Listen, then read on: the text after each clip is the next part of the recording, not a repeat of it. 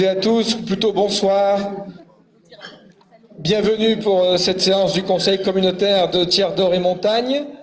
Je remercie les services sous l'autorité de Christophe Pili, directeur général, qui ont préparé cette réunion, qui nous ont permis d'avoir les éléments, les collègues membres du bureau qui ont préparé cette réunion avec moi.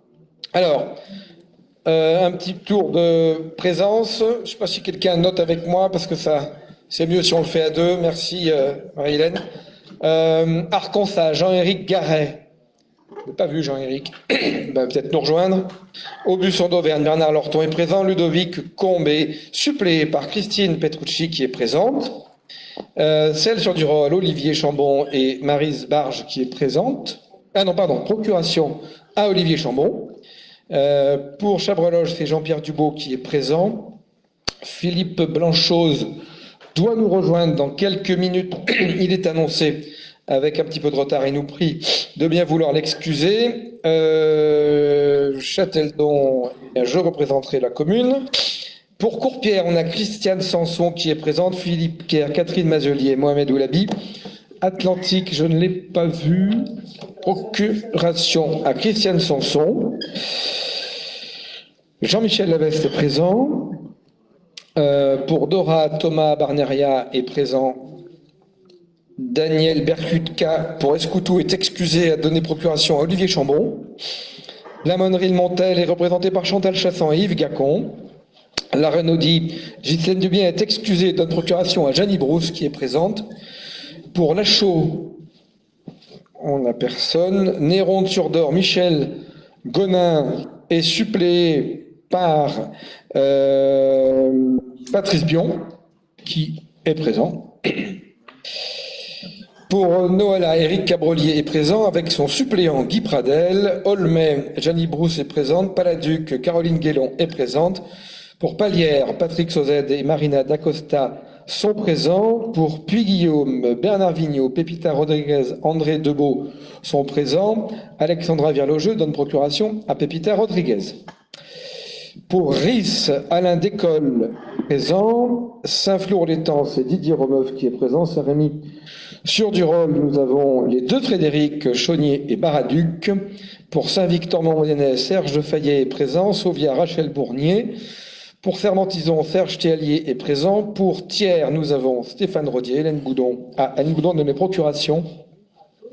À Claude Gouillon-Chenot. Sophie Delegue est présente. David de Rossi est présent, Isabelle Furgon également, Pierre Conti donne procuration à Catherine Papu est présente, Michel Combron, Monique Durand-Prada également, Sylvain Herman donne procuration à Stéphane Rodier, Martine Munoz est présente, ainsi que Didier Surmain, Éric Boucourt, Francis Roux, Serra Alpes, nouvelle conseillère communautaire, donne procuration à Éric Boucourt, Tara Boinan est présent, pour Viscontat, Didier Cornet, Voleur Montagne, Jean-François Delair, Voleur-Ville, Pierre Rose est excusé, et donne procuration à Tony Bernard, qui l'accepte. Voilà pour ce qui est de l'appel. Nous avons donc largement le quorum et nous pouvons délibérer. Il nous faut désigner, comme à l'accoutumée, une ou un secrétaire de séance. Est-ce que quelqu'un lève la main pour cette fonction tant convoitée? Monsieur Patrick Sauzet. Oui. Comme certaines... Alors, un succès fou. Caroline Guélon, nous l'acceptons avec enthousiasme. Y a-t-il des avis contraires? Des abstentions? Caroline assure le secrétaire de séance. Marie-Hélène Talon apporte les documents qui vont bien pour remplir cette fonction. L'ordre du jour appelle d'abord le compte-rendu de la dernière réunion, celle du 1er février. Et est-ce que ce compte-rendu appelle de votre part des observations? Y a-t-il des avis contraires à son adoption? Des abstentions? Je vous remercie, il est adopté.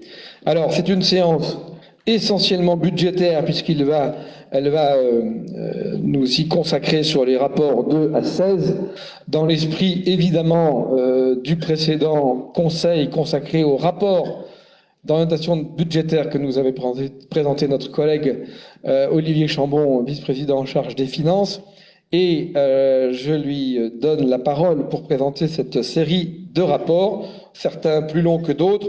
Dans tous les cas, les documents budgétaires pour l'avenir, non pas pour le passé, sont évidemment dans l'esprit du rapport et du débat d'orientation budgétaire. Voilà, en tout cas c'est comme ça que vous avez pu en prendre connaissance, avec toutes les annexes qui étaient jointes à la convocation. Olivier, si tu veux bien.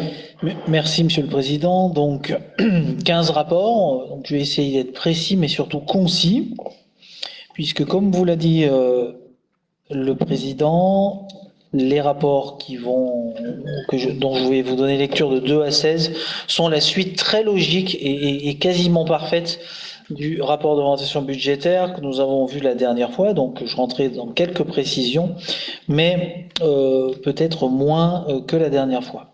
Rapport numéro 2 sont les comptes de gestion. Donc ces comptes de gestion ont retracé toutes les écritures passées par le comptable. Ils sont conformes et complètement en phase avec les mêmes résultats que nos comptes administratifs pour tous les budgets, le budget principal et les 11 et les 10 budgets annexes.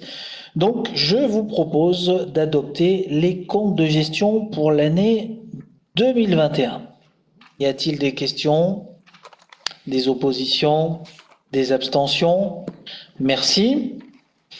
Donc vous avez eu également, contrairement à ce que m'a dit Bernard Vigneault tout à l'heure en disant de passer le point 2 à 16, en disant vous avez eu tous les rapports, est-ce que vous êtes pour ou contre? On va aller à peine moins vite. Mais vous avez eu beaucoup de documents qui sont très précis. Les 2 documents très pédagogiques sont sur les comptes administratifs et le budget. Donc je vais les reprendre très succinctement. Un peu plus dans le détail pour le compte administratif du budget principal et pour le budget des déchets ménagers, beaucoup plus rapidement pour le compte administratif des 9 autres budgets annexes. Donc, comme nous l'avons vu pour le rapport d'orientation budgétaire le mois dernier, ces comptes administratifs sont dans la droite ligne de ce qu'on a vu, avec un infléchissement certain mais léger sur le budget principal, sur nos indicateurs financiers, alors que sur le budget des déchets ménagers, on a encore un peu plus de marge de manœuvre, avec une année 2021 qui a été marquée par un investissement fort, un investissement très lourd, surtout lié à la piscine intercommunale et au barrage d'Aubusson, mais bien d'autres choses aussi. Donc sur ce budget principal, les écritures s'achèvent en fin d'année, à la fin de l'année 2021, avec au niveau des dépenses sur la section de fonctionnement, 21 290 146, une augmentation de 4,11% par rapport à 2020. Quelques évolutions avec des charges à caractère général qui sont en diminution de 5%, principalement dues à la création du centre social. Des dépenses de personnel qui sont en augmentation d'un peu plus de 6%, qui sont dues à la réinternalisation sur la gestion de l'accueil de loisirs de tiers par la FAL sur une partie de l'année, et puis sur la création de postes, notamment sur la DGA en charge des affaires scolaires et sociales, le chef de projet au PARU, la chargée de mission de projet Petite Ville de demain, donc des postes qui par ailleurs sont financés pour certains dans la section de fonctionnement au niveau des recettes. Au niveau des charges de gestion courante à 2 398 968, une forte augmentation de 24%, principalement due à une subvention du centre social à hauteur de 315 000 euros, un peu plus de 50 000 euros en plus de 2020 pour la politique de la ville, et une subvention supérieure à 2020, 30 000 euros pour le CIS. Voilà pourquoi il y a une augmentation assez forte. Au niveau des charges financières, on n'avait pas commencé à avoir un emprunt fort, donc on reste sur un chiffre bas à 34 000 euros. Et au niveau des atténuations des produits, qui sont le résultat des travaux de collecte, on reste sur à peu près les mêmes chiffres, qui nous donnent donc un total de 21 280 146. Au niveau des recettes, qu'on ne peut pas comparer à 2020 avec les réformes de l'État sur la taxe d'habitation, sur les impôts de production qui sont remplacés par des dotations. On a des remboursements d'assurance qui restent à peu près dans la droite ligne de 2020, à peine moins. Sur les produits de services et les ventes, une augmentation de presque 400 000 euros, surtout due au centre social. Sur les impôts et les dotations et participations, cette ligne 73 et 74 qu'on devrait additionner au vu de la réforme de l'État sur les impositions. Sur la suppression de la taxe d'habitation remplacée par une fraction de la TVA et sur les impôts de production qui sont sur une dotation assez dynamique de l'État, on a quand même une dynamique qui est plutôt intéressante et on voit que ce sont ces deux lignes pour à peu près 20 millions d'euros qui font notre marge de manœuvre sur les recettes, qui nous donne au total 22 279 870 euros, une augmentation de 3%. Vous avez sur la slide d'après la répartition de toutes ces recettes. On peut difficilement les comparer, mais on voit quand même qu'on avait une évolution de la CVAE, une évolution de la TASCOM. Donc 13 millions d'euros de recettes fiscales perçues. Sur nos niveaux d'épargne, notre épargne de gestion, notre épargne brute et notre épargne nette, je vous l'ai dit, une certaine érosion de toutes ces épargnes, compensée en partie par un flux exceptionnel en termes d'épargne brute. Donc, une année qui est plutôt intéressante, mais avec une petite érosion par rapport à 2020. Sur la section d'investissement sur le compte administratif du budget général, bien évidemment, deux gros investissements qui ont été réalisés, 7 millions d'euros financés en 2021, surtout liés au projet piscine, 5 millions 4, et je vous l'ai dit, à la rénovation du barrage d'Aubusson pour un peu plus de 840 000 euros. Des niveaux de subvention qui ont été ceux qu'on espérait. Un investissement qui s'est accompagné, je vous l'ai dit, le mois dernier par un emprunt important, 3,8 millions d'euros, ce qui porte notre stock de dette à 5,3 millions d'euros au sortir de l'exercice 2021, avec une capacité de désendettement de 5 ans. Je te fais pas sortir à chaque fois parce que ça va te faire du sport. C'est bien. Sur le compte administratif du budget annexe des déchets ménagers, qui s'est bien déroulé, une année 2021 sereine et bien aboutie. Sur les charges à caractère général, un peu plus de 6%, avec des évolutions au niveau des carburants déjà et de différentes choses. Vraiment un travail très intéressant sur les charges de personnel, puisque là sur ces charges de personnel, on a une augmentation de 0,71%, donc c'est quelque chose qu'on maîtrise bien et où on a été efficace et efficient. Des charges de gestion courante également assez maîtrisées. Donc, ce qui fait qu'on a un total de dépenses sur la section de fonctionnement de 6 100 181 euros. Sur les dépenses de gestion courante, on a quand même été impacté par la TGAP, la taxe générale sur les activités polluantes, qui est une taxe d'État, à la fois sur l'incinération et l'enfouissement, de l'ordre de 100 000 euros, qu'on retrouvera l'année prochaine encore pour 100 000 euros de plus en 2022, ce qui impacte vraiment notre budget, qui serait vraiment très maîtrisé. Sur les recettes, sur 6 912 641, c'est surtout l'ATOM, la taxe d'enlèvement des ordures ménagères, qui est la plus productrice de revenus, avec 5 589 327 euros, mais une certaine dynamique sur la vente de nos produits, sur le tri, et qui a été assez intéressant.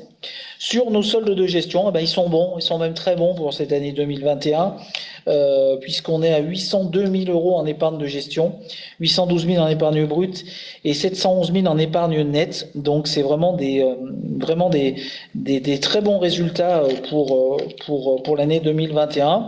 Des dépenses d'investissement qui n'ont pas été colossales en 2021, 460 000 euros sur des bacs, de broyeurs, des colonnes à verre. Donc vraiment, c'est un encours de dette qui n'est pas très fort, qui est à un peu plus de 650 000 euros au 31 décembre 2021, ce qui nous fait une capacité de désendettement de l'ordre d'1 an. Donc vraiment un budget qui ne nous pose pas vraiment de problème et un compte administratif qui a plutôt été très bon sur l'année 2021. pour les autres budgets, vous n'avez pas eu de rapport précis. Sur les autres budgets, sur les comptes administratifs, sur le budget annexe espace d'activité. Sur ce budget, aux clôtures de l'exercice, on a un excédent de fonctionnement d'un peu plus de 100 000 euros, 100 188,75 euros, avec un déficit d'investissement de 31 060 euros, ce qui nous fait une clôture d'exercice à plus 84 008,74 euros. Sur le budget SPANC, s'est bien comporté, monsieur le vice-président, en 2021, puisqu'on a un excédent de fonctionnement de 8 108,17 euros et un excédent d'investissement de 5 024,71 euros, ce qui fait, en résultat d'ensemble, plus 13 132,88 euros. Alors, pour les autres budgets, ce sont des budgets de zone d'activité, ce sont des budgets de stock. Donc, je peux bien vous dire des chiffres, mais tout ça correspond à des ventes de terrain et donc à des stocks qui maigrissent ou qui grossissent quand on crée des budgets. Donc sur le budget de Matussière, on a un déficit de fonctionnement de 44 641,32 euros et un déficit en investissement de 331 380,33, ce qui fait sur l'ensemble un excédent de 286 740,01 euros. Sur le champ du bail, on a sur l'ensemble un excédent de 58 300, déficit de 58 397,77 euros. Sur la zone de Racine, on a un excédent de 108 353,60. Les budgets de Racine et de Felay sont des budgets qui vont être clôturés et Champ du Bail et Racine vont être clôturés. Donc on retrouvera dans le point d'après ces résultats au final qui vont être intégrés au budget général. Puisqu'on les clôture, donc ils n'ont pas lieu d'être, mais que ce soit des visites ou des excédents, ils seront reportés dans le budget général. Pour la zone de Laga, on a un déficit d'ensemble de 46 087,72. Pour la zone de Felay 2, on a un déficit, c'est normal puisque ça va monter en puissance, de 437 807,93. Pour Racine 2, c'est la même chose, on a un déficit d'ensemble de 93 471,16. Pour le budget politique de la ville, qui est un peu plus compliqué, on a un déficit de fonctionnement de 36 879,86 en fonctionnement et un déficit d'investissement de 101 089,76, ce qui fait un déficit d'ensemble de 137 969,62. Compensé par un clectage, effectivement. Et sur ces comptes administratifs, est-ce que vous avez des questions? Éric.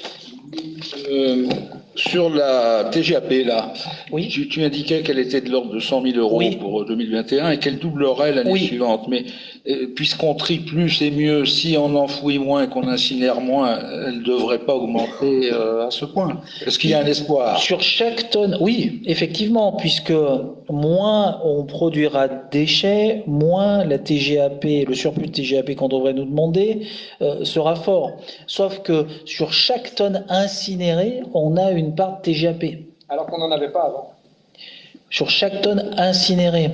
Et en bout de l'incinération, il reste quand même quelques résidus qui sont enfouis. Donc c'est la double peine. Incinération plus enfouissement, c'est TGAP et TGAP. On n'a pas de TGAP sur le bon tri du bac jaune. Uniquement sur celui-là. Le mauvais tri du bac jaune est d'abord trié en centre de tri, part ensuite à l'incinération, donc la TGAP et reliquat TGAP. C'est parce que le taux augmente. Oui, c'est ça. Le taux double. Oui, ça double. Double et redouble l'année prochaine. Le taux double et l'assiette s'élargit. Puisqu'avant, il n'y avait que l'incinération qui était impactée par la TGAP. Maintenant, enfin, que la mise en décharge, pardon. On avait 100 000 euros de TGAP, on va monter à 450 000. D'autres questions? Voilà, Monsieur le Président va s'en aller.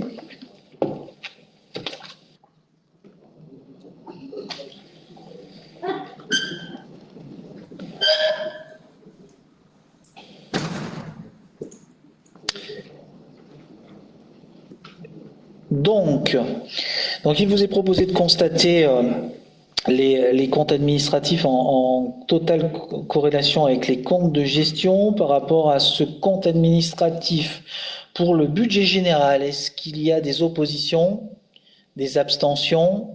Merci. Pour le budget annexe déchets ménagers, opposition, abstention, merci.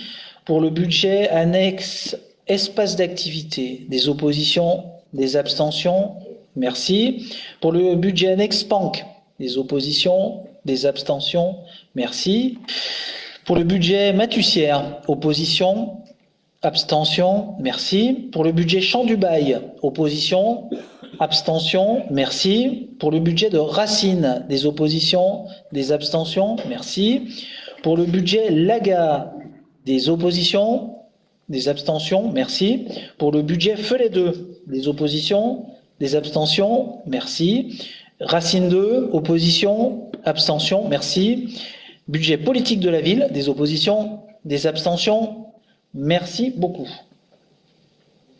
Si le président veut bien.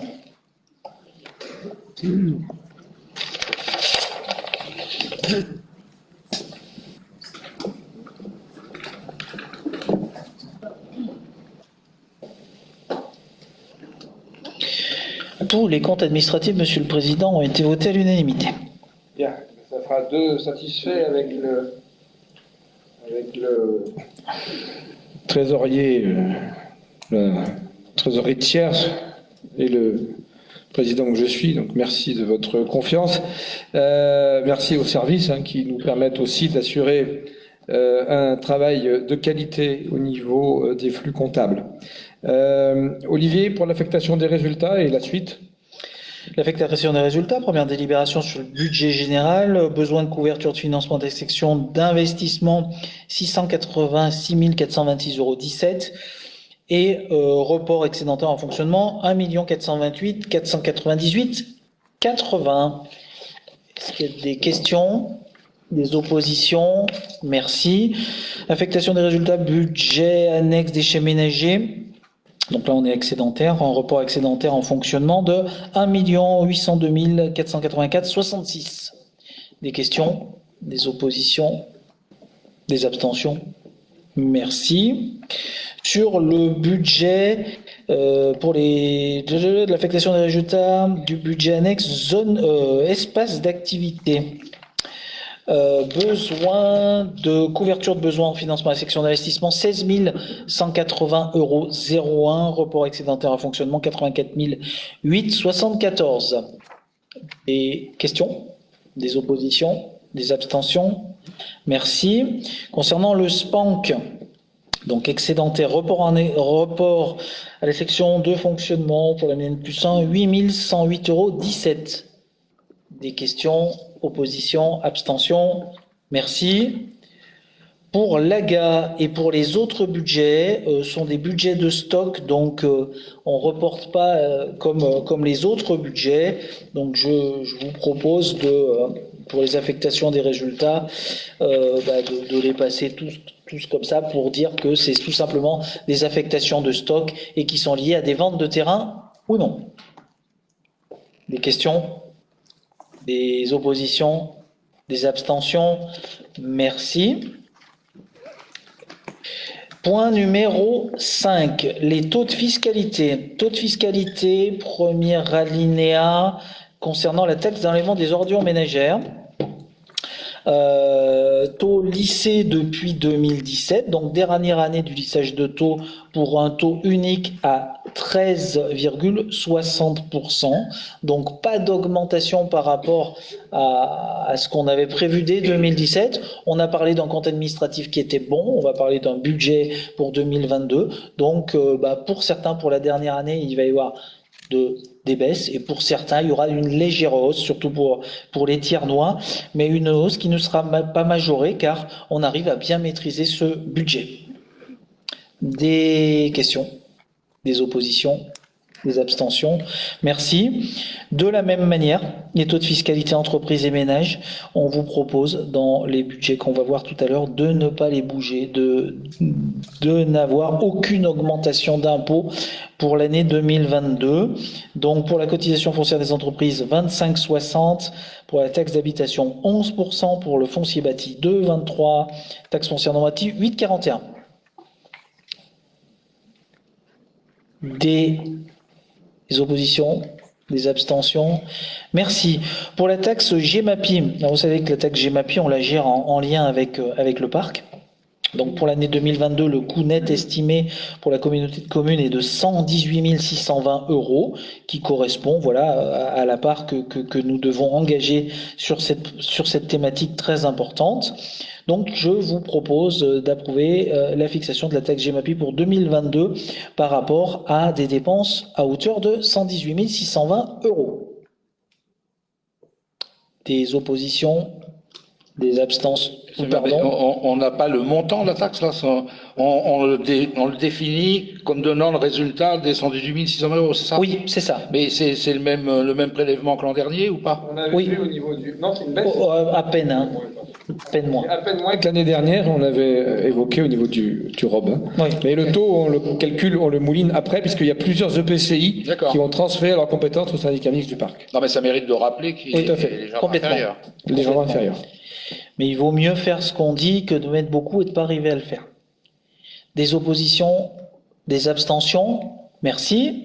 L'actualisation du taux de TASCOM. Alors la TASCOM, si vous avez expliqué que c'est les entités commerciales d'une surface de plus de 400 mètres carrés avec un chiffre d'affaires supérieur à 460 000 € qui la paye. En 2022, elle était de 1,15%. Alors là, on a toujours une année d'avance.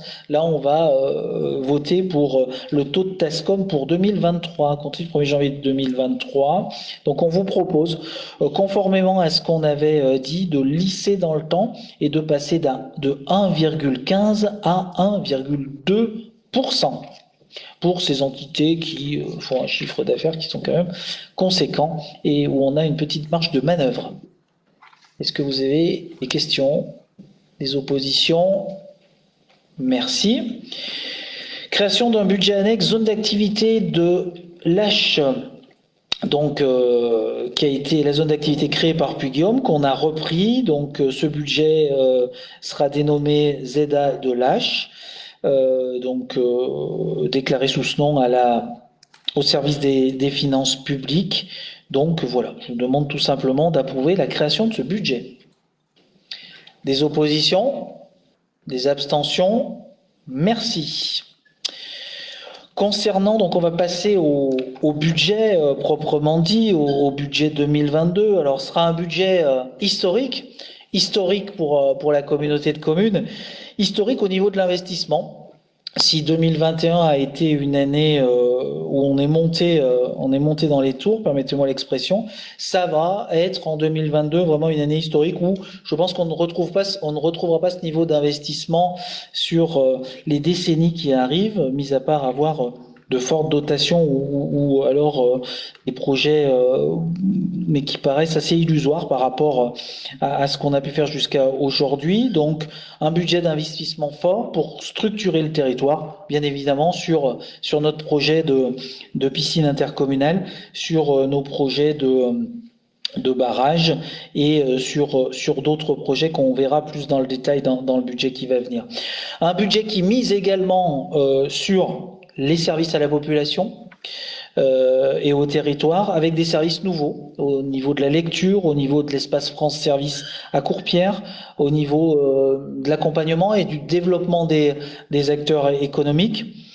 De la naissance à la fin de vie, la communauté de communes joue son rôle, le joue pleinement sur un rôle de service à la population, avec un rôle encore plus fort et encore plus exacerbé en période de crise, avec la petite enfance, l'enfance, la culture, l'habitat, l'économie, l'agriculture, la forêt, le développement durable. Aujourd'hui, la communauté de communes est un acteur de tous les jours pour la population et TDM est connu maintenant par les plus jeunes, par les plus anciens et c'est important.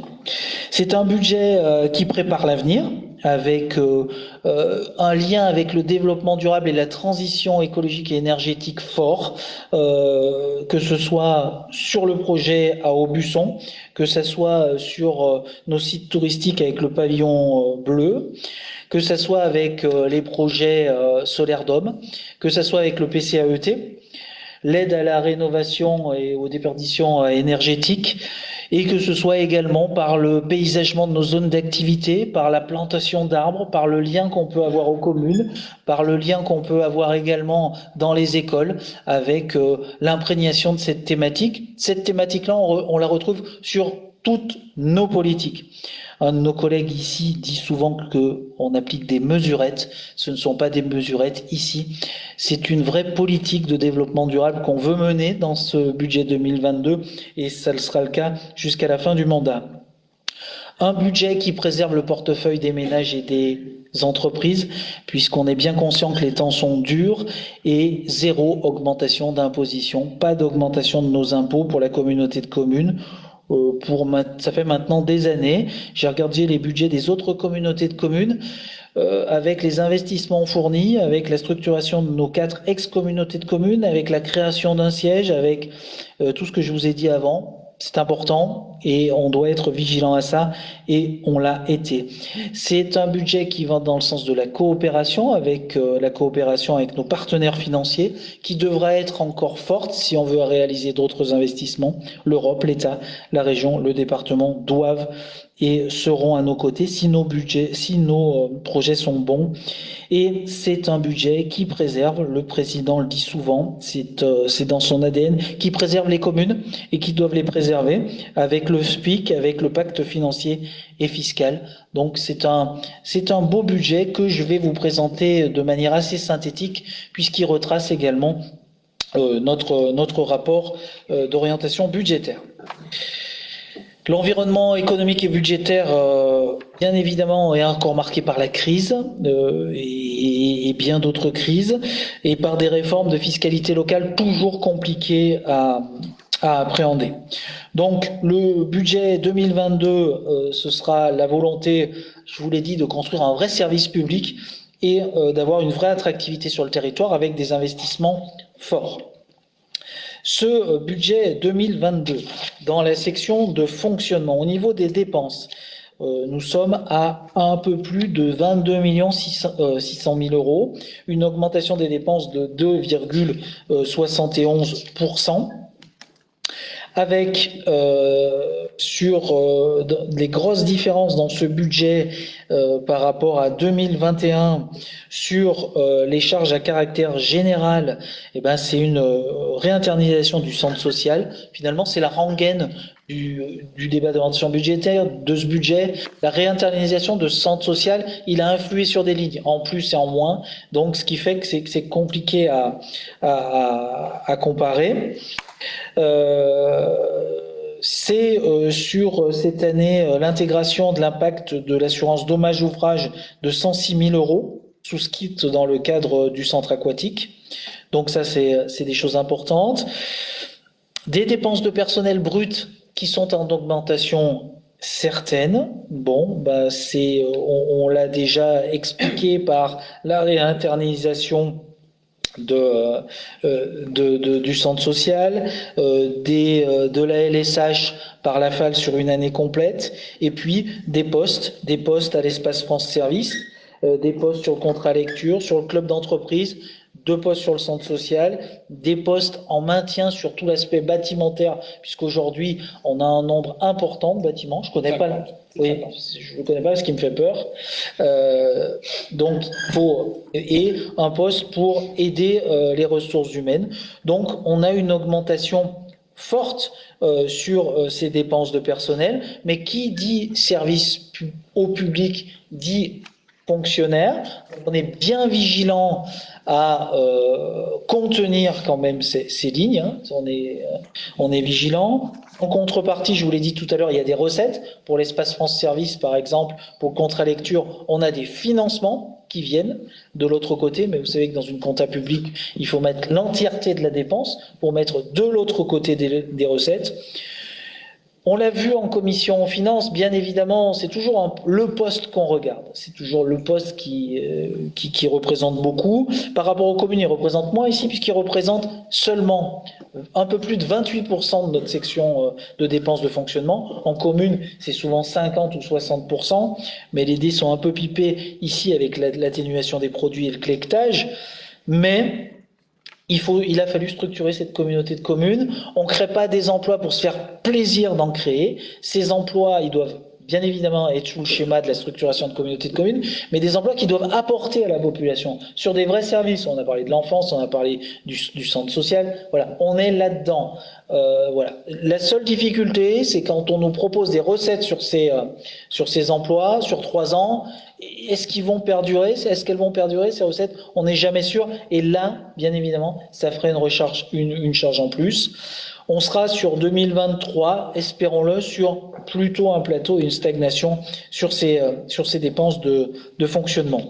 Pas de grosses différences sur les charges de gestion courante et sur l'atténuation des produits.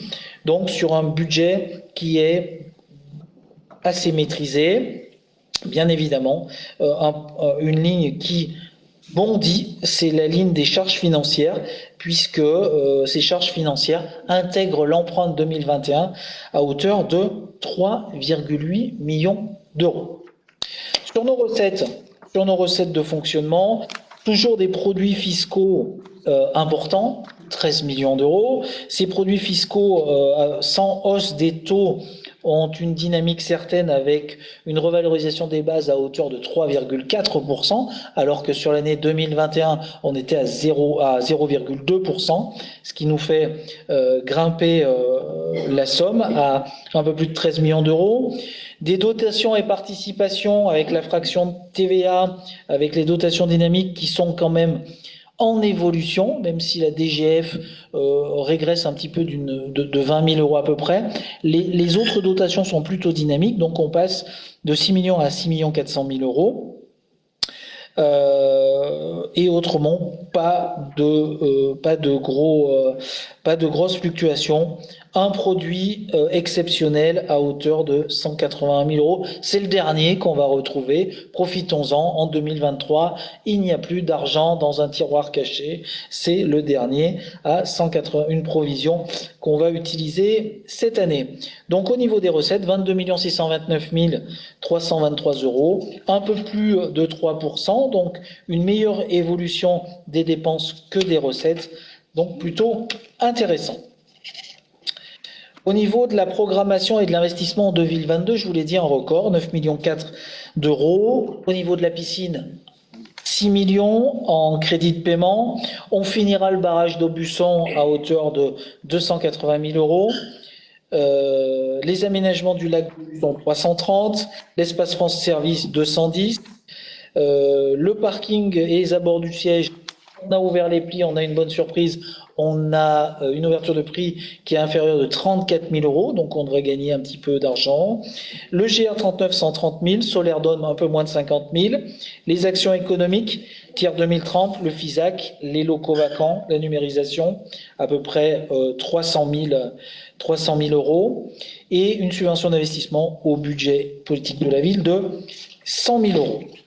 Ce qui fait que pour équilibrer ce budget, on aurait dans l'absolu, au jour d'aujourd'hui et dans nos tableurs, besoin d'un emprunt d'équilibre d'un peu plus d'1,7 million. Mais ce qui ne sera vraisemblablement pas le cas, on ne va pas engager la totalité des dépenses, donc peut-être un peu plus de recettes. Note en cours de dette au sortir de 2021, je vous l'ai dit, un peu plus de 5 millions d'euros, 5,3 millions, qui devrait monter à la fin de l'année 2022 à 6 millions, un peu plus de 6 millions d'euros d'encours de dette. Donc ce qui quand même est un tassement par rapport à 2021 et ce qui va nous permettre de commencer à rembourser ces dettes sur des forts investissements. Sur ce budget général, est-ce que vous avez des questions? Monsieur Boucourt. Qu'on comprenne bien la section d'investissement, comprend bien le projet d'Écopole. Non, le projet d'Écopole est dans le budget. Mais Déchets ménagers que je vais vous lire juste après. Bien qu'il inclue le transfert de certains services qui ne sont pas liés aux déchets. Voilà, mais il y On aura... parle de l'investissement. Oui, sur l'investissement, il sera quand même lié au budget déchets ménagers. D'accord. Ça nous arrange, d'ailleurs. Mais sur le reste, bon, il y aura des flux croisés, bien sûr, comme on l'a aujourd'hui sur nos budgets.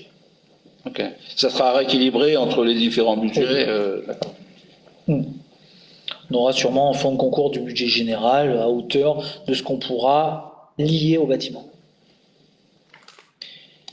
Oui, Thomas. Oui, juste une petite question technique. Ce matin, j'étais avec Madame Lindron, notre CDL, qui m'a dit que pour Solaire Dome et la revente d'électricité, il fallait un budget annexe. Est-ce que, peut-être d'autres communes vont être concernées, qu'a priori, il faudra créer un budget annexe dès qu'on revend, où on met l'investissement plus les recettes. À un prochain conseil, on peut le créer en milieu d'année, mais il y aura aussi au Busson. Il y aura aussi au Busson. C'est pas encore, ils ont fait remonter l'info. D'accord. Merci. Voilà, ça, apparemment, c'est lié au volume de recettes, Thomas. Il y a une franchise de base, c'est lié au volume de recettes, donc si on n'atteint pas ce volume... D'après ce qu'elle nous disait ce matin, ils ont fait remonter au ministère, ils attendent une réponse, mais il n'y aurait pas de seuil, c'est-à-dire qu'une revente de 500 € par an, il faudrait créer un budget annexe pour 500 € de recettes. Ça me fera une ligne de plus l'année prochaine. Ok. D'autres questions? Tard. Oui, monsieur le vice-président, monsieur le président, mes chers collègues. D'abord une remarque préliminaire d'ordre, on va dire, réglementaire, puisque donc dans les documents qu'on a reçus, il manque une annexe, notamment l'état des indemnités de toute nature des élus locaux qui siègent au sein de cette collectivité. Il s'agit d'une obligation légale, bien sûr, hein, c'est la loi engagement et proximité qui le contraint, son article 93 pour être précis. Alors j'ai fait remonter l'information au service, certes, peut-être un peu tard, mais je ne pouvais pas le faire plus tôt, puisque je prends connaissance des documents qui nous parviennent avant de pouvoir constater les choses. Donc voilà, donc ce budget-là, alors j'avais levé la main, mais je ne sais pas si vous m'avez pas vu ou pas, avant que vous présentiez le budget, pour demander un report du vote du budget pour qu'il soit conforme réglementairement et qu'on n'ait pas de retocage de ce budget-là. Bon, la présentation est faite, j'imagine que vous allez le soumettre au vote. Donc ce budget-là n'est pas conforme puisque cette annexe-là qui est obligatoire n'est pas annexée au dossier. Donc voilà, donc je ne vais pas demander le report, mais simplement les uns les autres vous demander de vous abstenir ou de ne pas voter ce budget qui ne respecte pas la législation. Voilà, donc voilà pour ce qui est de l'aspect réglementaire. Alors c'est pas une information, je suis pas là pour jouer les entraveurs et les obstructeurs et faire de l'obstruction. Simplement, c'est une information que j'avais donnée, que c'est une loi qui est là depuis 2019.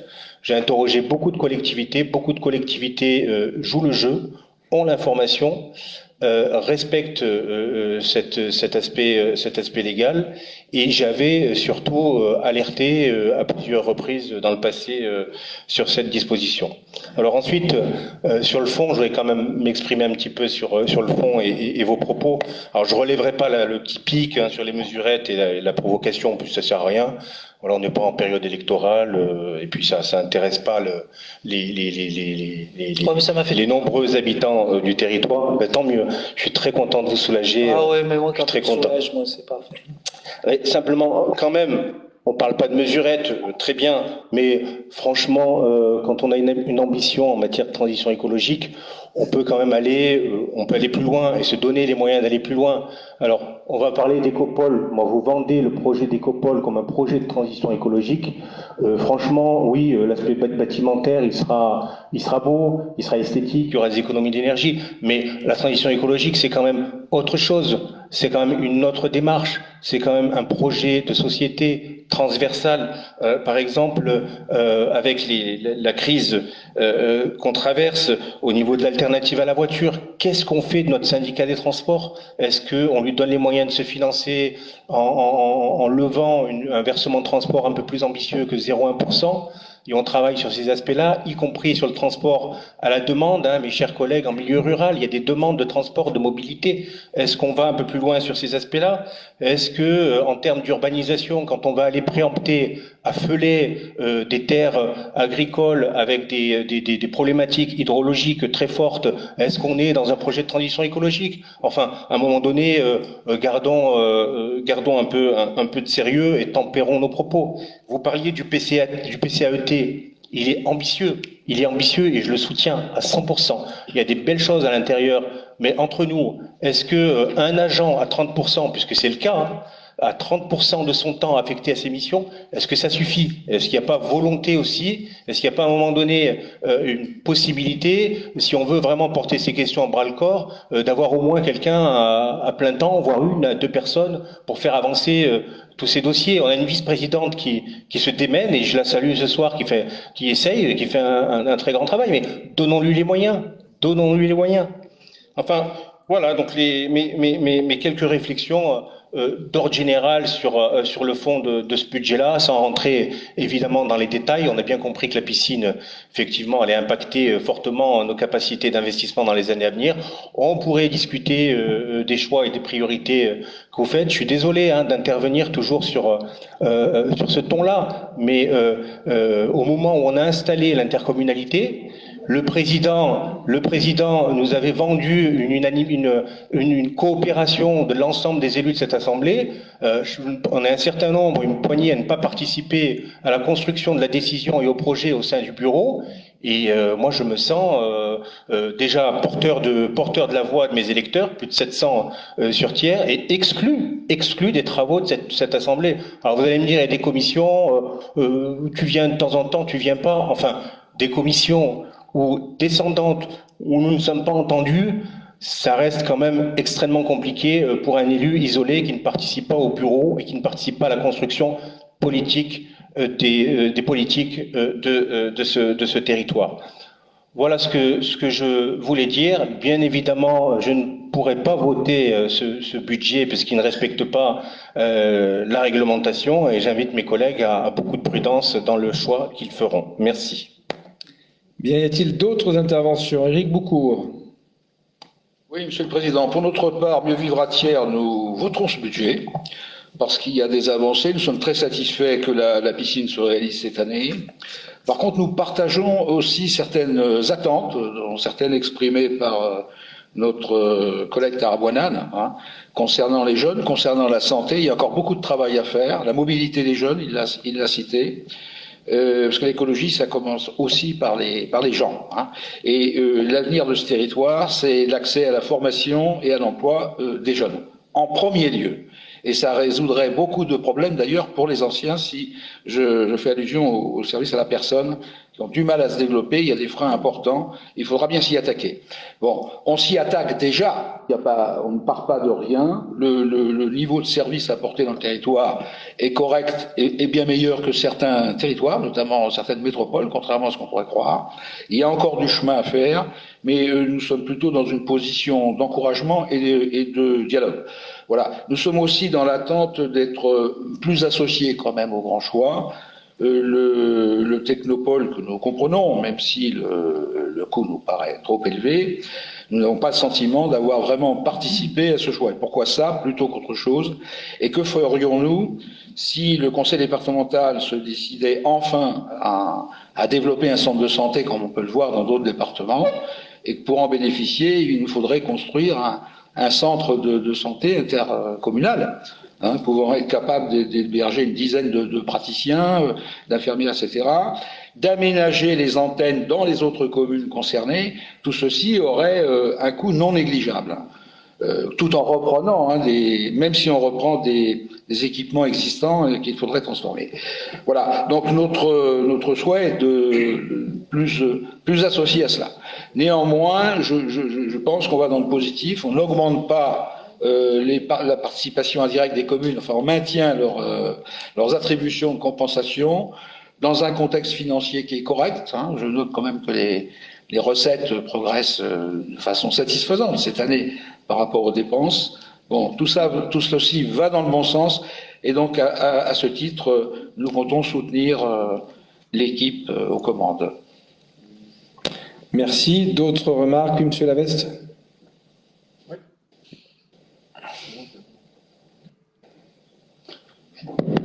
Pardon, excusez-moi. Ça fonctionne. J'ai une question par rapport au personnel.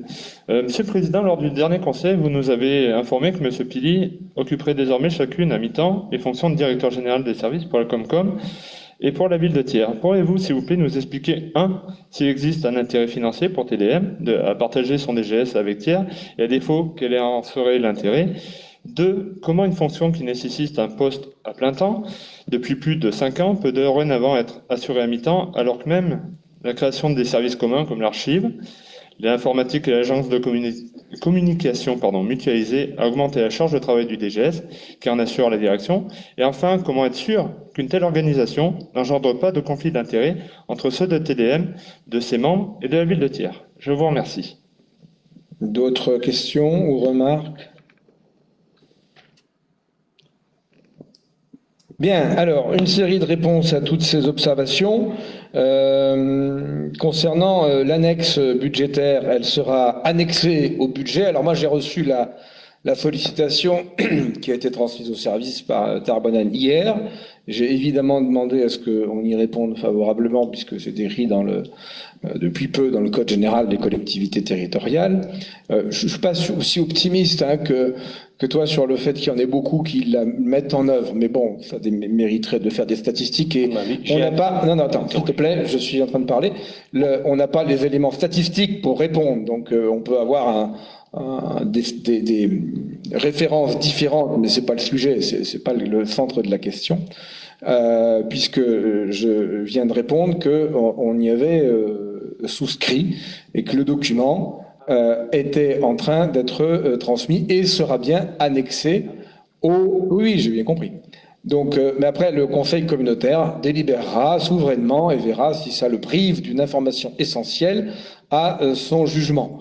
Et puis, in fine, si certains veulent déposer un recours contre la délibération qui approuve le budget, ils le feront et on aura le plaisir de reconvoquer le Conseil communautaire.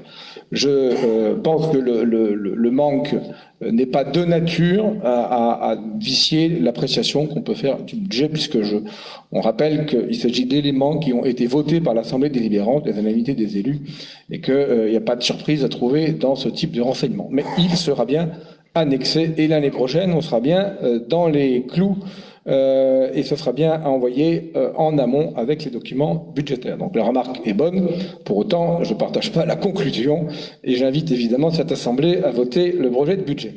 Concernant la mobilité, il y a effectivement une instance et un syndicat qui a la compétence et on peut évidemment en discuter ici dans la commission ad hoc propre à Thiers-Doré-Montagne. Je rappelle que le taux du versement de transport a évolué, il n'est plus à 0,1%, il a été délibéré par le syndicat des transports à 0,3% depuis 2022. Donc le taux permet effectivement d'améliorer l'offre de mobilité. Il y a des efforts à faire. De ce point de vue-là, je rejoins à la fois Éric Beaucourt et Tarbonan, mais je ne pense pas que vous partagiez les solutions, parce que sur le taux de versement de transport, vous n'allez pas être forcément aligné, mais en tout cas, il y a un besoin d'améliorer l'offre de mobilité, c'est une évidence, et les circonstances sur le coût des énergies en général militent évidemment avec l'acuité liée à l'actualité.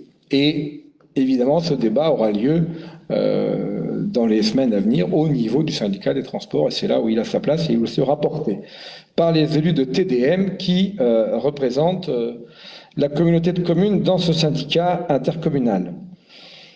Concernant plutôt la question de la formation des jeunes, tout ce qui est lié à la formation à l'emploi, on y travaille. Hein, j'apprécie les encouragements et il nous stimule à aller plus loin. La problématique est réelle. Les entreprises ont besoin de recruter, mais pas seulement. Les administrations aussi ont parfois du mal à trouver. Et quand j'entends les collègues maires me dire à quel point ils ont du mal à recruter du personnel administratif, un peu moins dans la filière technique, mais ça peut être vrai aussi, dans la fonction publique territoriale, on a vraiment besoin de développer l'attractivité de ce territoire. Et ça passe par une offre de service public qui n'est pas absente, hein, qui est rendue, mais qui pourra être évidemment améliorée. Et quant au centre de santé, alors ça c'est un beau sujet, hein, je sais que il intéresse Éric Boucourt.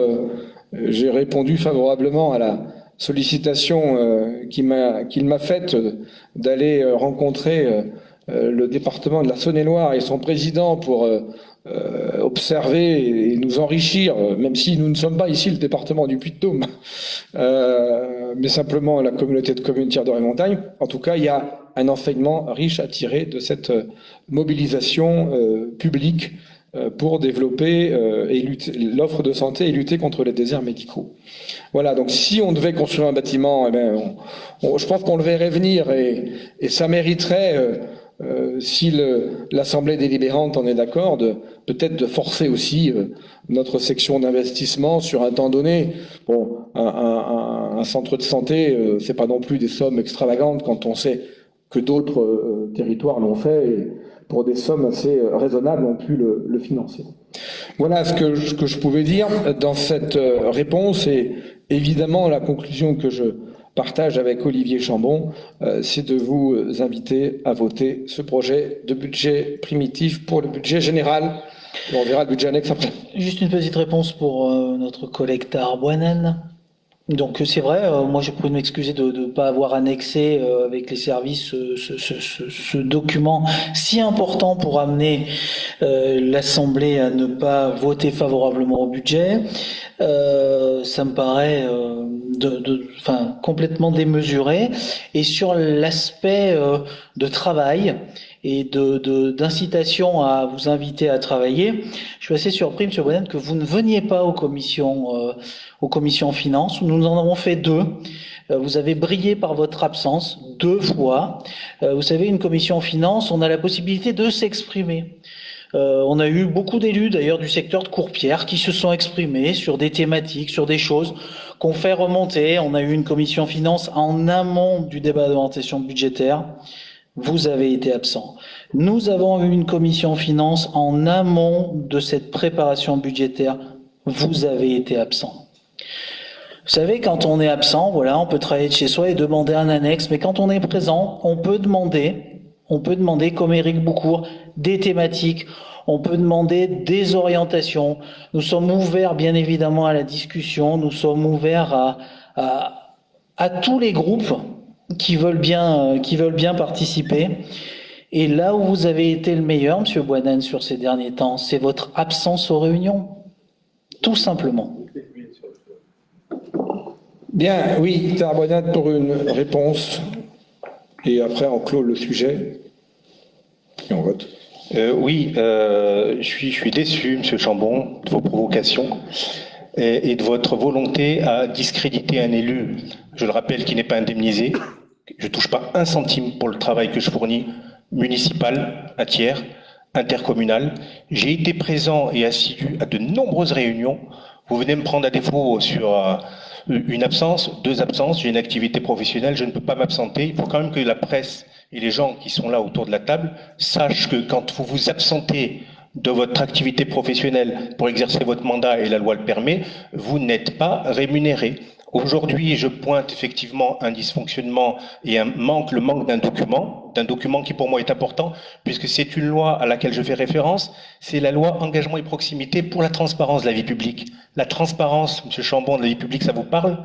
Donc l'état des indemnités des élus, contrairement à ce qu'a dit M. le Président, c'est pas les indemnités que les vice-présidents touchent, c'est pas ça, c'est le cumul de toutes les indemnités que perçoivent, qui doit être annexé. Un État doit être annexé.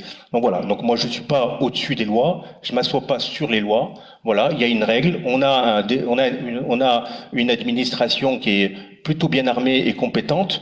C'était aussi à elle, avec vous aussi, de pourvoir à cette conformité. Voilà. J'apprécie moyennement. Moi, je suis investi. On se connaît depuis de nombreuses années. Je suis investi depuis 2001. Depuis 2001 dans la vie politique et locale. Être engagé publiquement, qu'on soit dans une minorité ou dans une majorité, ça coûte. ça coûte personnellement. C'est un engagement qui est impactant. Et je peux pas vous laisser caricaturer mon engagement. Hier soir, on avait un conseil municipal auquel j'ai été présent, auquel on a eu avec des élus de la majorité de l'opposition avec lesquels on a parfois des échanges un peu houleux, mais où on avance, où on a aussi de plus en plus d'écoute. Et ce travail-là, une minorité, ça se respecte, et vous ne vous grandissez pas en m'interpellant de la sorte, Monsieur Chambon. Bien. Au vote. Alors, juste deux réponses complémentaires quand même, puisqu'il y a M. Lavesque qui a posé une question, et puis une autre à laquelle je voudrais apporter un point de rappel. Sur la question de l'écopôle, par rapport à ce que disait tout à l'heure Éric Boucourt, il sera proposé au Conseil communautaire une séance de travail sur le projet de l'écopôle, comme nous en avons fait sur le projet du centre aquatique en son temps. Et elle vous sera proposée a priori autour du 12 mai, à date à confirmer, mais vous pouvez déjà préempter la date. Enfin, sur le DGS mutualisé, alors on n'a pas innové un DGS mutualisé, il y en a dans plein de collectivités, on est sur une logique plus d'efficience que d'économie. Il nous paraît évident que le gabarit de la ville-centre et le gabarit de Thiers-d'Or-et-Montagne permettent des mutualisations dans l'organisation des services. Ça ne veut pas dire qu'on fait de la magie, puisque on est sur une recherche. Il faut rappeler que Thiers-d'Or-et-Montagne, c'est une création récente, à 5 ans, qu'on était à l'origine sur 4 plus petits EPCI. Aucun n'avait la taille de Thiers-d'Or-et-Montagne. Et on a cherché depuis 5 ans, et Olivier Chambon l'a assez bien rappelé à travers les dépenses de personnel, à faire en sorte de rendre du service public tout en structurant une administration la plus adaptée possible à une communauté de communes de 40 000 habitants. Et on cherche évidemment régulièrement, dans le respect absolu de la souveraineté communale, à trouver des synergies. Quand on a fusionné, il y avait un EPCI sur 4, M. Lavesque, celui de Courpierre, qui avait transféré sa compétence école à l'intercommunalité. C'est une mutualisation. Toutes les autres communes des 3 autres EPCI l'avaient gardée en compétence communale et ne voulaient surtout pas la transférer au nouvel EPCI qui était Thiers-d'Or-et-Montagne. On a donc cherché la façon la plus intelligente de respecter la volonté des communes. Et on a donc, in fine, trouvé l'outil juridique qui était le bon, ça va un service commun, avec, autour de la table, les communes de l'ancienne CCPC, avec un budget annexe, qui contribue financièrement à hauteur du service qu'elle souhaite trouver. On pourrait trouver là une source de conflit d'intérêt. Il n'y en a pas, puisque c'est un budget annexe, c'est transparent, c'est voté, c'est payé par les communes. Les communes veulent plus de services, eh bien, elles payent davantage, tout simplement. On a d'autres mutualisations, puisque on a le cas, je pourrais donner des exemples toute la soirée, mais je vais me limiter, rassurez-vous. On travaille avec la commune de Saint-Rémy, puisqu'à Saint-Rémy, on se partage une compétence. Le plan d'eau, c'est la commune. La piscine d'été est intercommunale. Donc, on a une situation qui a été donnée à l'instant T, liée au transfert, quand on a créé Thiers-d'Or-et-Montagne, et ce qui était pratiqué par Thiers Communauté jadis. Si demain, donc qui garantissait à l'époque la neutralité budgétaire, si demain la commune de Saint-Rémy nous dit mais moi je voudrais que ça ouvre plus tôt, que ça ferme plus tard, ben on dit oui, mais il y a un surplus à payer. Ce qui compte dans votre remarque, c'est qu'on assure la transparence, qu'on assure la neutralité budgétaire. Et ça, on y travaille à travers la commission locale d'évaluation des charges transférées.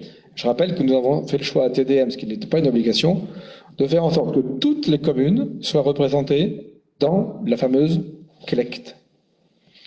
Voilà, donc le temps de travail que n'effectue plus Christophe Pili, puisqu'il est mutualisé pour Thiers-d'Or-et-Montagne, puisque c'est le sujet qui nous occupe ce soir, est évidemment en cours d'être compensé par des recrutements de direction pour le 0,5 ETP qu'il effectue en moins. Donc il n'y a pas un affaiblissement au niveau de l'ossature de l'encadrement de Tiers d'Or et Montagne pour assurer que le service soit rendu et bien rendu. Après, il faut rappeler un principe général, c'est que les cadres, les fonctionnaires proposent et que ce sont les élus qui décident.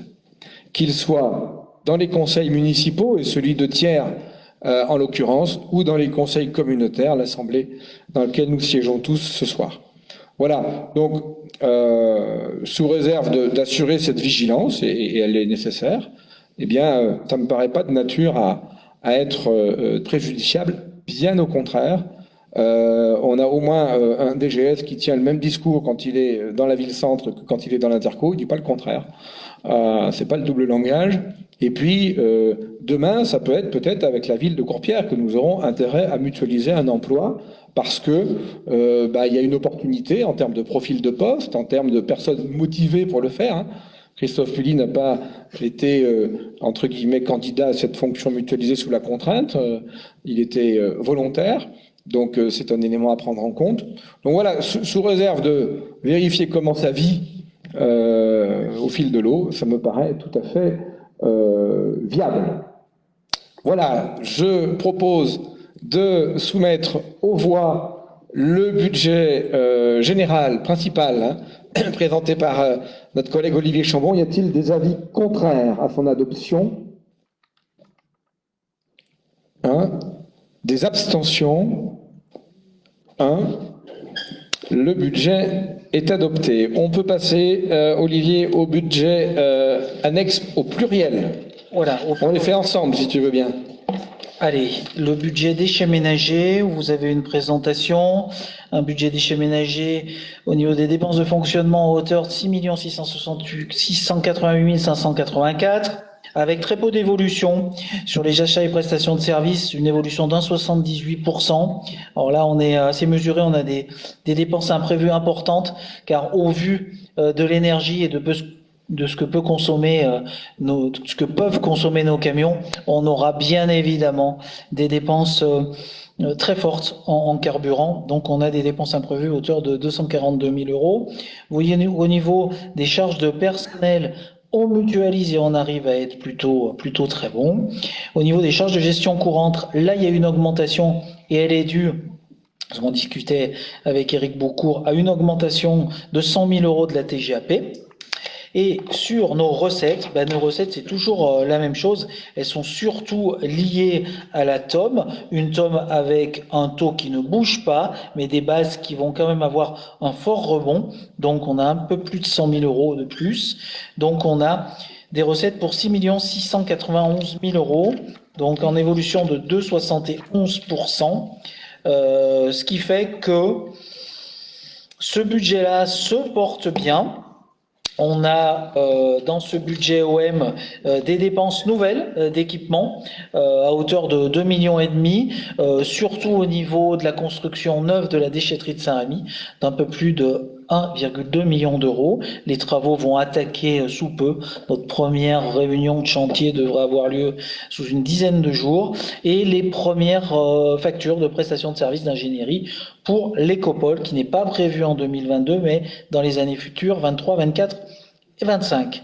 Donc un financement, un investissement autofinancé dès le budget primitif, donc avec un désendettement de capital à hauteur de 100 000 euros. Donc je le répète, un budget qui va bien, un encours de dette très faible à 774 000 euros au sortir de l'exercice 2022. Des questions par rapport à ce budget? Oui, Francis. Oui, Monsieur le Président et chers collègues, sur cette partie du budget des déchets ménagers, dans un souci de cohérence avec ce qu'a dit tout à l'heure Éric Beaucourt, nous souhaitons nous abstenir puisque tout de suite j'ai l'impression un petit peu de toute proportion gardée d'acheter un âne dans un sac puisque je connais pas les implications les synergies éventuelles. Alors au-delà de l'opportunité de l'écopole qui est sur l'aspect, on va dire, environnemental, visiblement il y aura des flux croisés sur nos fonctionnements. Sur tout ce qui est la partie, par exemple, si on prend le bâtimentaire, on sait qu'il y a un regroupement des personnels, et notamment les personnels de collecte. Quels sont l'impact sur le PCAET, les choses comme ça pourrait être des points très très intéressants à voir ensemble. Et c'est dans ce souci-là que nous préférons nous abstenir pour le moment, parce que cette réunion de travail, elle est vraiment nécessaire lors de l'appel, c'était pas un appel d'offres, mais c'était un concours. Voilà, je cherchais le terme. Lors du concours, j'ai vu un aspect bâtimentaire. Et c'est vrai que c'était une séance de travail très, très intéressante. Mais là, c'est vraiment le reste que l'on voudrait voir, et notamment les fonctionnalités sur la partie regroupement des services, les choses comme ça, qui sont nécessaires pour voter des choses qui engagent autant la collectivité, même si je suis persuadé du bien fondé de l'action. Alors, Éric Boucourt et Tarbonan, je sais pas, la question était commune, non? Pareil. Francis a bien. Pour terminer, pour Villatière, voilà, c'est quand même un investissement très important qui nous paraît aussi quand même très élevé comparativement à d'autres, donc qui mérite cette réflexion qu'on nous a proposée, sachant que Francis l'a dit, le principe nous paraît quand même intéressant. Voilà. Juste pour vous dire, mais on s'abstiendra aujourd'hui. Sur le budget 2022, il a très peu d'impact quand même, et autofinancé. Bien, oui, Tarbonan. Ouais. Oui. Attends, Francis Roux. Oui, juste pour lancer même si j'aime pas faire l'échange comme ça en direct, il y a très très peu d'impact, mais justement le fait que l'ingénierie, c'est l'amont qui est intéressant, parce qu'après je suis bien persuadé qu'il y aura pas d'erreur, on va dire, sur la partie technique. C'est vraiment cette partie-là où la réflexion de travail sur toutes les composantes et notamment ces flux croisés, sur ce que ça va pouvoir créer comme synergie tout autour du territoire, qui va vraiment être. Il y a une partie environnementale dessus, mais il y en a une autre, quoi. Voilà. Donc vraiment là-dessus, je pense que la réunion de travail, elle est très très attendue pour avoir l'élan nécessaire. Je vous remercie. Merci. Tarbonan. Oui, deux questions, s'il vous plaît. Du coup, est-ce qu'on peut avoir un rappel du contenu du projet, c'est-à-dire des services qui vont occuper le bâtiment? Et puis, Monsieur le Vice-président, vous parliez de dépenses de carburant. Effectivement, les coûts de carburant vont exploser. On est dans une crise qui les accentue. Est-ce que il y a une réflexion qui est menée, il y a une stratégie pour d'alternatives à l'utilisation de ces carburants? Il y a des territoires qui avancent. Est-ce que ça vaut pas le coup de travailler en synergie avec d'autres territoires sur des nouvelles technologies, sur de nouveaux engins? Donc voilà, c'est tout ça aussi, faire de la transition écologique. Voilà, donc je vous pose la question sur ces aspects. Sur la deuxième question, bien évidemment, on est en train de réfléchir à l'évolution qu'on pourrait donner à notre flotte, et en lien avec vraisemblablement les autres collectivités, notamment la ville de Thiers, on rentrera en réflexion sur tout ce qui est véhicules hydrogène, mais aujourd'hui il faut avoir une capacité assez importante de véhicules pour pouvoir abonder sur une centrale à hydrogène, mais bien évidemment il faudra qu'on y arrive, parce que les alternatives sur notamment les camions très spécifiques de collecte des déchets ménagers, mis à part les camions à hydrogène, sur l'électricité ça fonctionne très mal, parce que on a des capacités qui sont pas suffisantes, surtout en moyenne montagne. Donc on se rapprochera de la flotte importante de la ville de Thiers et des autres collectivités, et peut-être d'entités privées, pour voir notamment sous l'écopole qu'est-ce qu'on pourra engendrer comme réflexion sur des énergies plutôt propres sur notre flotte de véhicules. On a fait un point hier avec Philippe Prada sur la consommation de carburant sur les 2 premiers mois et demi. C'est très inquiétant. C'est très très inquiétant. Donc on voit que c'est en train de diminuer, mais c'est pour ça qu'on a une ligne dépenses imprévues qu'on garde bien au chaud. Sur le sujet de l'écopole, donc moi je rappelle la réunion qui va être organisée début mai pour permettre à tous les élus communautaires de poser toutes leurs questions. en complément des réunions qui ont déjà eu lieu, que ce soit de la commission marché public ou de la commission déchets ménagers. Alors, l'écopôle est destiné à regrouper les services SPANC, le cas échéant, au assainissement sur le plan aussi administratif, si on a besoin de la compétence en 2026, en tout ou partie, sur tout ou partie des communes. PCAET, les services habitat, amélioration énergétique pour qu'il y ait une lisibilité pour les usagers. Bien sûr, les services déchets ménagers sur le plan technique et administratif, puisque là, aujourd'hui, la technique est sur 3 sites différents, l'administratif sur un 4e. Alors, en matière d'efficience, on peut faire mieux. Et il faut rappeler aussi que l'écopôle, c'est aussi, en lien avec l'expérimentation territoire zéro chômeur, le projet d'une ressourcerie avec création d'emplois, toujours en lien avec les entreprises à but d'emploi, pour permettre d'aller plus loin qu'une simple déchetterie, mais permettre le réemploi des matériaux qui arrivent en déchetterie, permettant à chacune et chacun bien d'aller récupérer gratuitement ce que d'autres seront venus déposer avec plus ou moins d'intervention humaine sur du démantèlement, sur du reconditionnement. L'idée, voilà, est de valoriser le plus possible les déchets. Et là, pour être dans une vraie démarche de transition écologique. Et puis, d'ici l'émergence du projet, évidemment, on essaiera à chaque fois que c'est possible de l'enrichir de toute... parce qu'en matière de transition écologique, les choses vont très vite. À la fois en matière négative, quand on voit l'augmentation du coût des énergies, parce que aujourd'hui, je ne sais pas quelle énergie va être bon marché dans 2 ans. Ça va être difficile à trouver si les choses continuent. Mais la tendance à long terme, elle est celle-là. On le sait très bien. Le rythme pourra évoluer, mais la tendance, elle est inéluctable. Et puis, des choses plus vertueuses qui pourraient nous amener à revoir nos modalités de fonctionnement sur des sujets et des technologies qu'on peut-être ne maîtrise pas encore très bien aujourd'hui. Donc c'est un bâtiment qui aura vocation à évoluer. Je rappelle qu'il sera en lien complet avec la déchetterie de Batussière. Donc on aura un ensemble déchetterie, ressourcerie et service déchets ménagers pour, là encore, une bonne visibilité pour les usagers. Voilà, on peut peut-être soumettre aux voix le projet de budget annexe ordures ménagères. Qui est contre? Qui s'abstient? Un contre? Un contre? Terwanan. Qui s'abstient? 1, 2, 3. Vous avez une procure, ça? Ok, merci. Sur les autres budgets, sur le budget espace d'activité, ce budget espace d'activité s'équilibre en section de fonctionnement à 379 377,74 et en investissement à 854 894,01.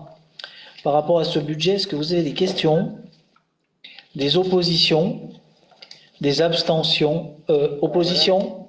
Une? Oui, je ne voterai pas les budgets, D'accord. Très primitifs et annexes. Ok. Des abstentions? Merci. Budget SPANC. On a vu qu'on avait une affectation de résultats et un équilibre sur la section de fonctionnement à 136 294,42 € et à 7 124,71 € en investissement. Des oppositions 1, des abstentions, merci. Sur le budget de Batussière, on vend pas mal de terrain. Le budget s'équilibre en fonctionnement à 1 974 834,79 et en investissement à 2 144 523,37. À noter sur ces budgets, la principale nouveauté sur ces budgets d'aménagement, etc., c'est surtout le paysagement de ces zones d'activité, comme il a été demandé par des collègues en conseil communautaire, par l'exécutif, en plantant des haies, des arbres, en végétalisation, pour rendre plus humain et plus lié aux usages de circulation douce et puis d'atmosphère plus naturelle, ces zones d'activité. Ce sera le cas sur toutes les zones d'activité existantes et bien évidemment encore plus sur celles à créer. Donc ça commencera en 2022, on a loupé le coche des plantations de printemps, ça commencera en novembre 2022 sur des plantations dès cette année, et ça sera lissé sur quelques années sur un budget de 200 ou 300 000 euros. Sur ce budget de Matussière, je sais pas, j'ai fait voter celui-là. D'accord, ok.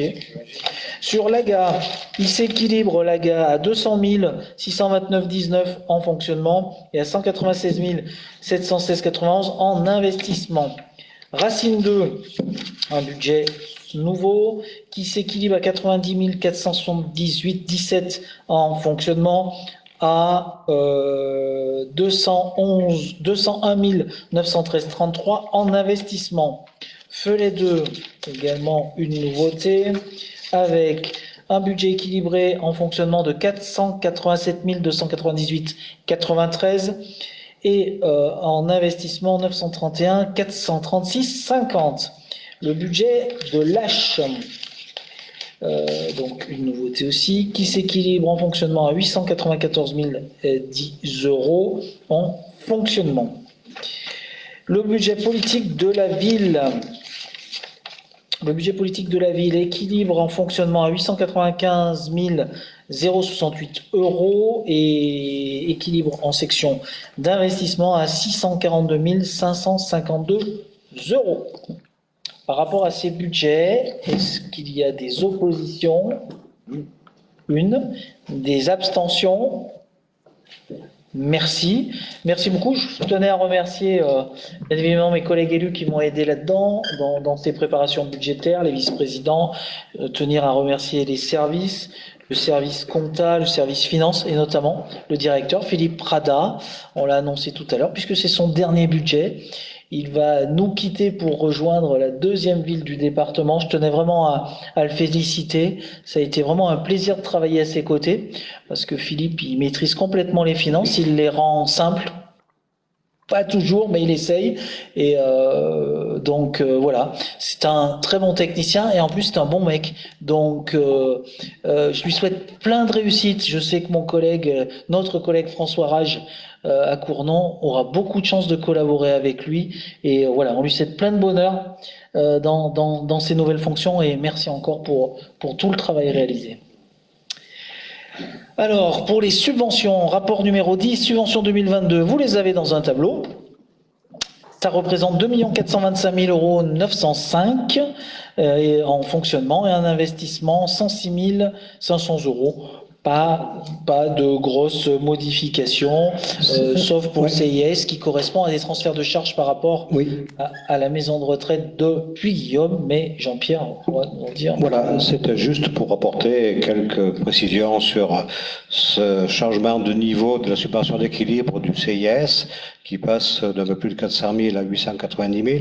En fait, c'est assez simple. C'est issu donc du collectage, notamment donc principalement de la résidence autonomie et de l'EHPAD de Puy-Guillaume pour un montant de 405 764. Ensuite, d'un collectage avec les communes de l'expérimètre du SIAD, les communes de EABN pour 62 985 €. Et ensuite un collectage lié au CIVOS de Billon pour 13 667 €, qui fait un total de 482 116, qui correspond donc à cette augmentation. Donc en fait, cette augmentation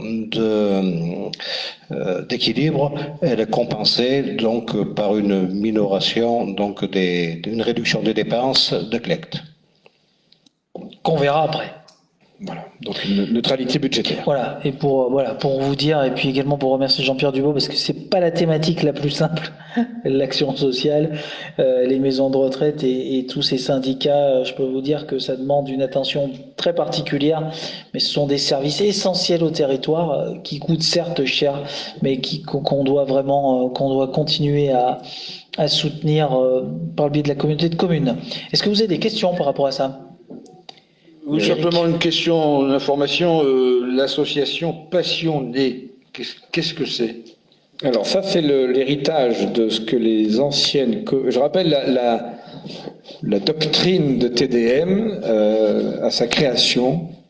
c'est de dire que la communauté de communes n'a pas vocation à attribuer des subventions.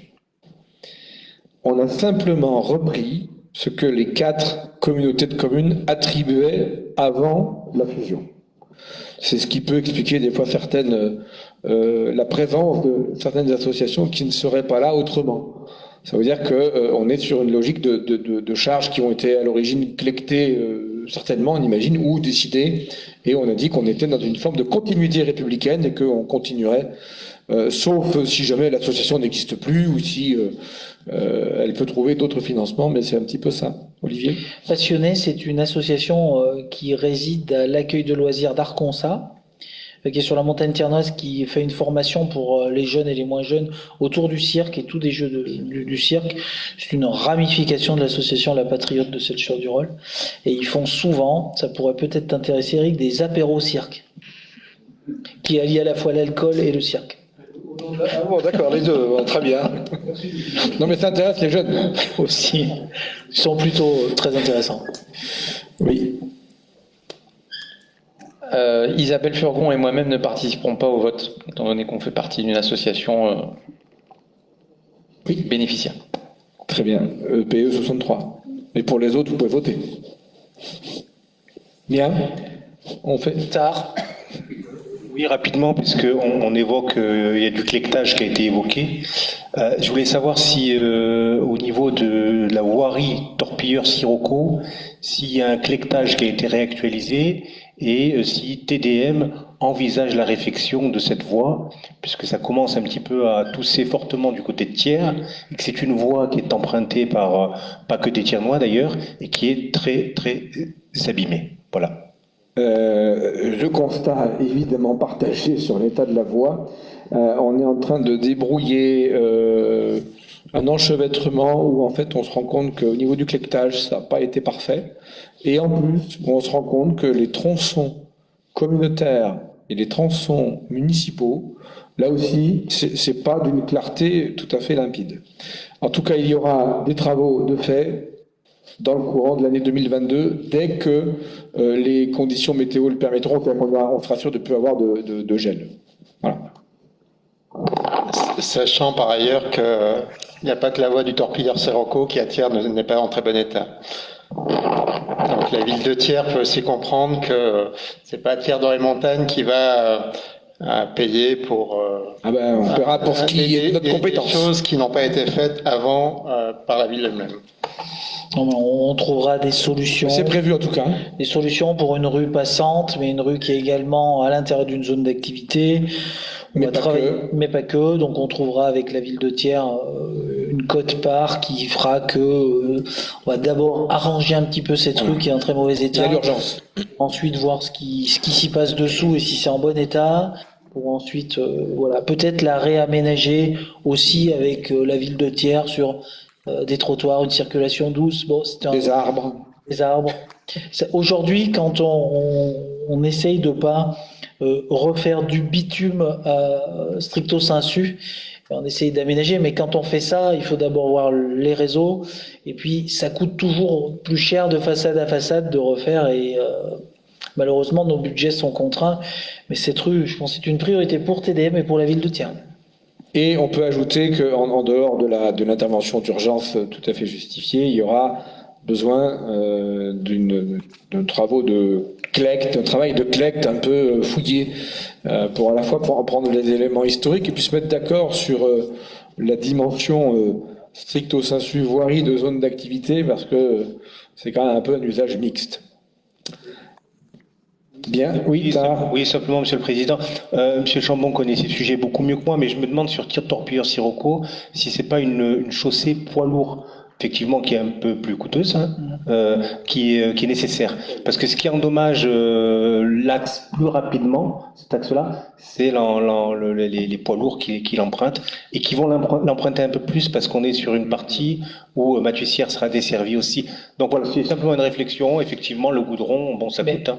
Mais on l'a bien dans les écrans radars. C'est déjà le cas. C'est déjà, ces chaussées-là sont structurées pour recevoir des poids lourds. Juste pour info, souvent on l'oublie. Un passage de poids lourd, quand un poids lourd passe sur une chaussée, ça équivaut à 1 million de passages de véhicules légers. un passage de poids lourd, il faut pour faire la même destruction qu'un passage de poids lourd, 1 million de véhicules légers. Donc voilà. D'autres questions? Des oppositions? Des abstentions? Merci. Le bilan, la modification de la PCP pour la piscine, exécution 5 396 902,80 à ce jour. Donc pour 2022, on prévoit 6 millions, en 2023, 83 626. C'est juste pour ajuster par rapport, on risque de la réajuster peut-être l'année prochaine, mais voilà. Sur une enveloppe constante. Constante. Des oppositions, des abstentions, merci. La PCP du barrage d'Aubusson, on va arriver à la fin pratiquement. Crédit de paiement 280 000 en 2022, 6 910 en 2023. Des oppositions, des abstentions, merci. L'AP 2021-1 pour l'Écopole, 6 millions 9 au total. Crédit de paiement de 2021 à 2025, on vous l'a dit dans le budget OM de tout à l'heure, 500 000 en 2022. Les autres chiffres en 23, 24, 25, vous les avez dans le tableau. Des oppositions, des abstentions? 3. Merci.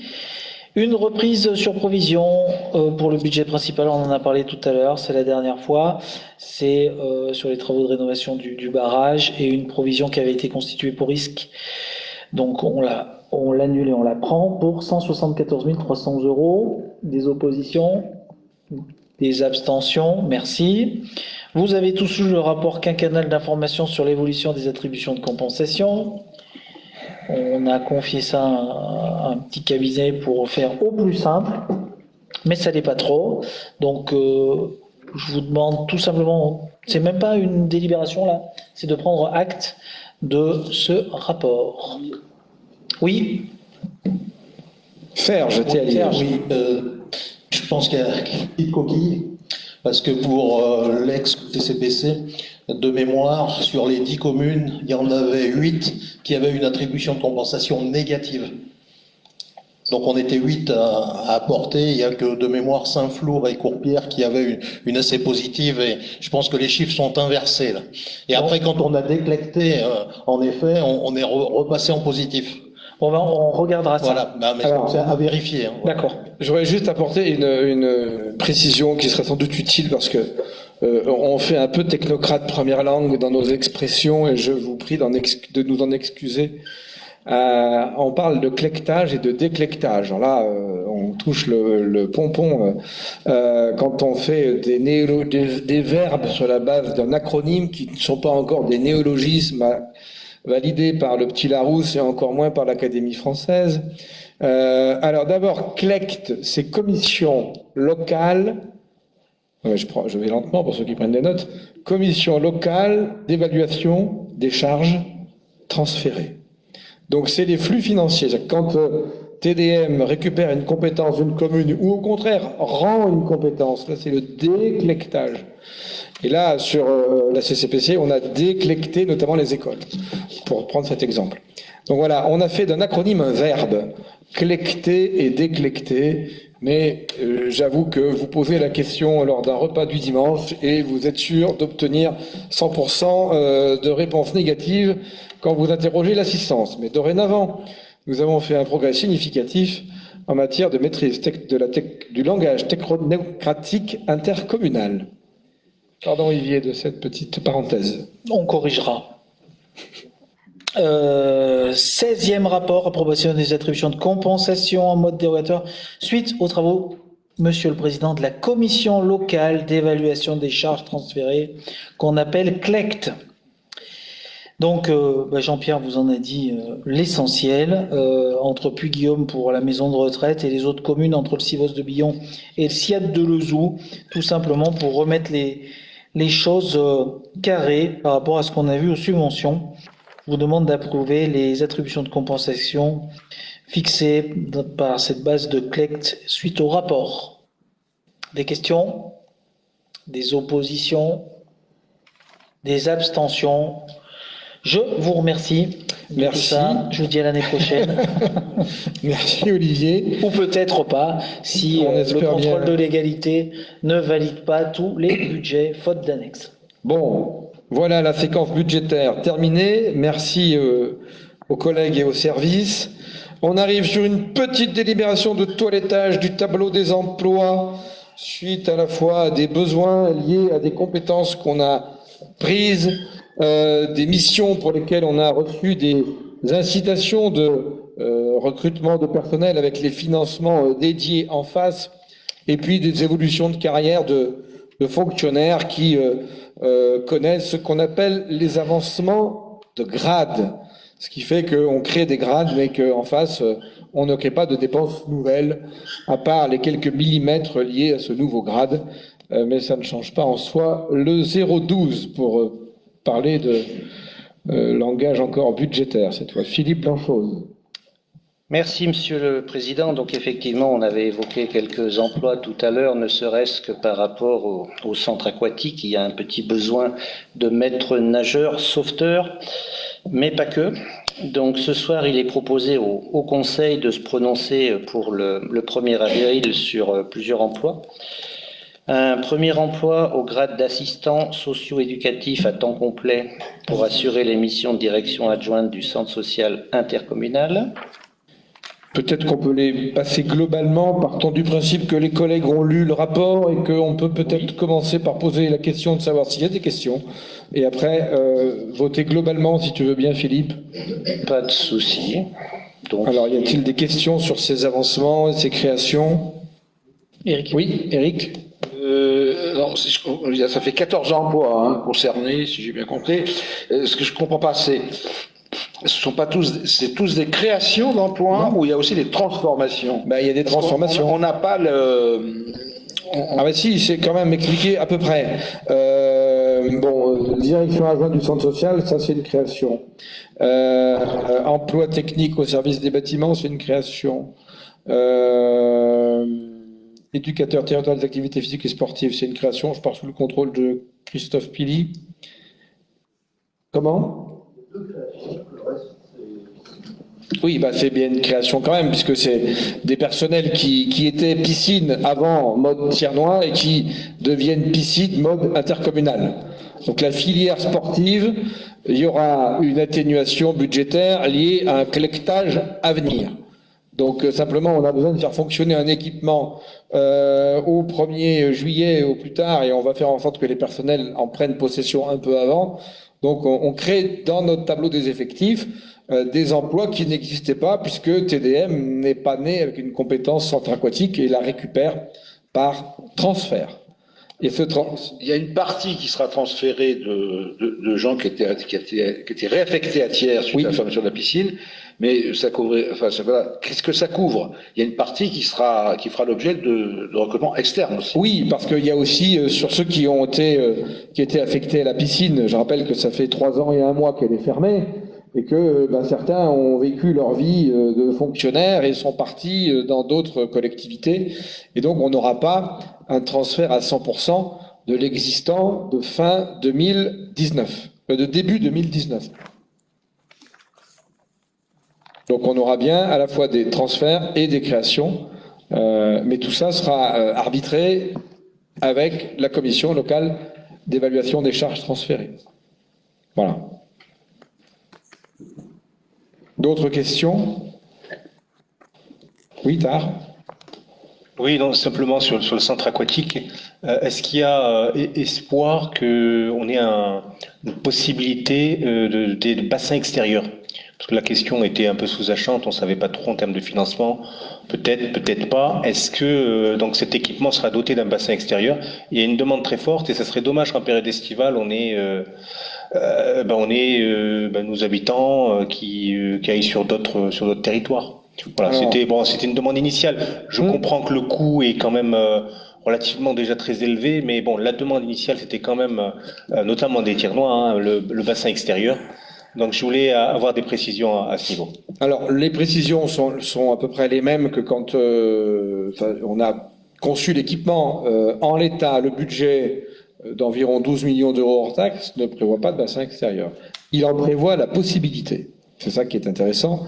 Le bâtiment, le projet a été conçu pour y adjoindre un bassin extérieur. Le moment où on pourra le financer. Voilà.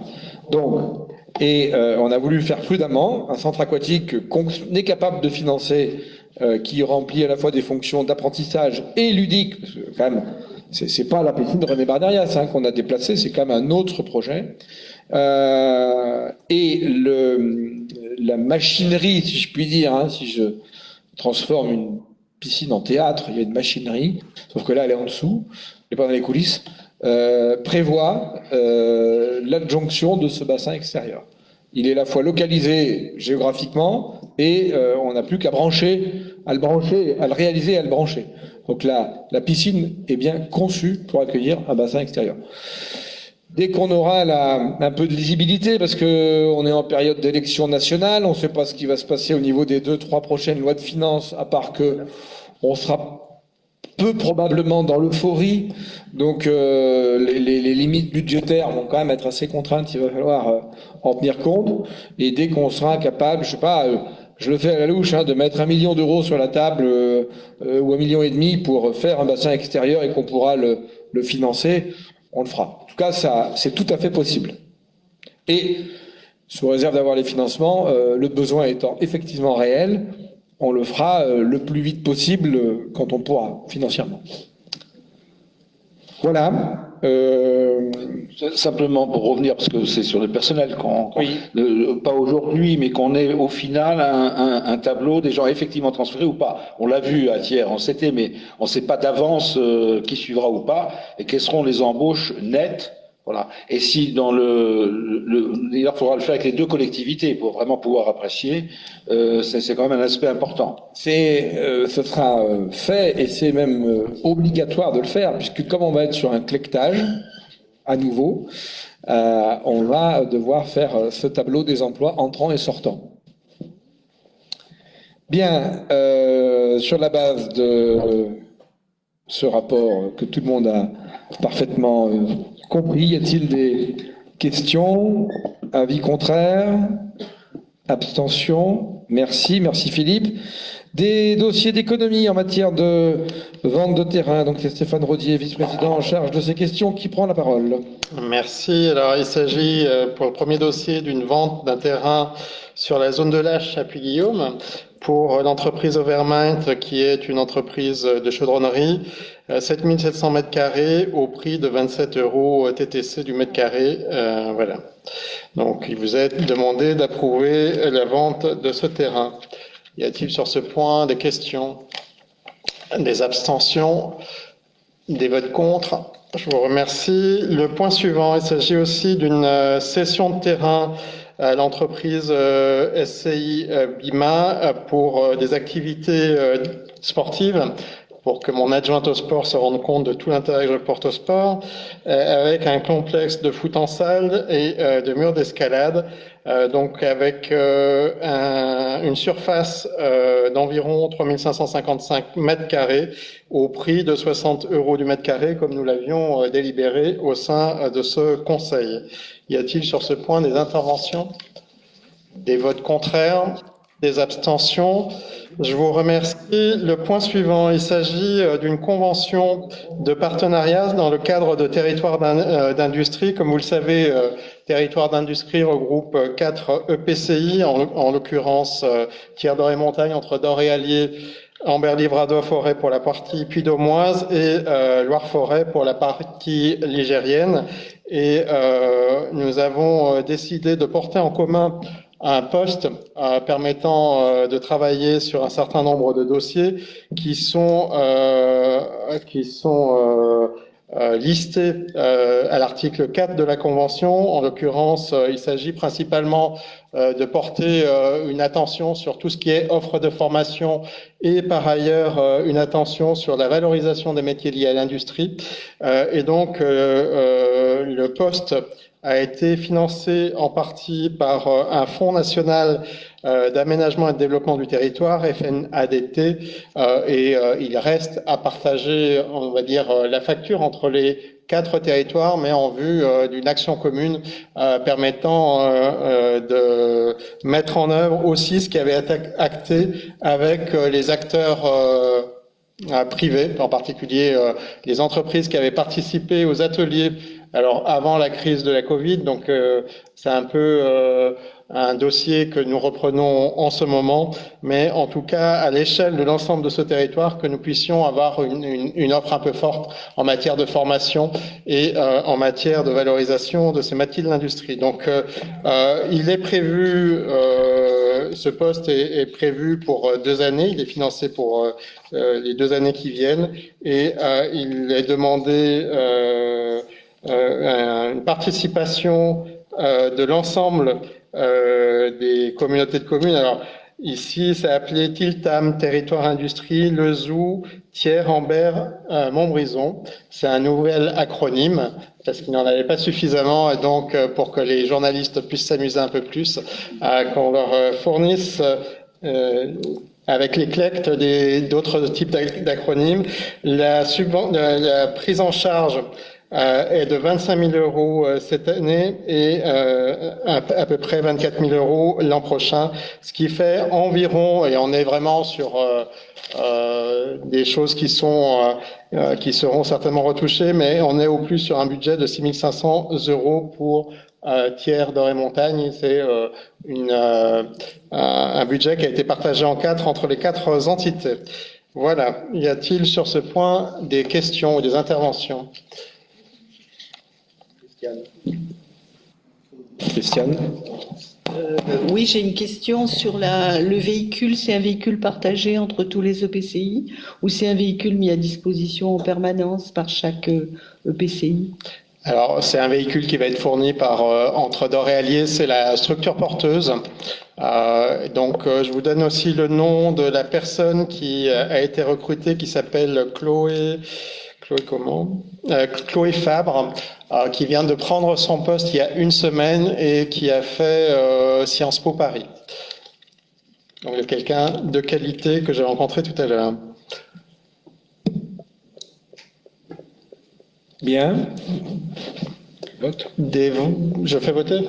Bon. Des votes contraires? Des abstentions? Je vous remercie. Et je rends la parole. Merci Stéphane.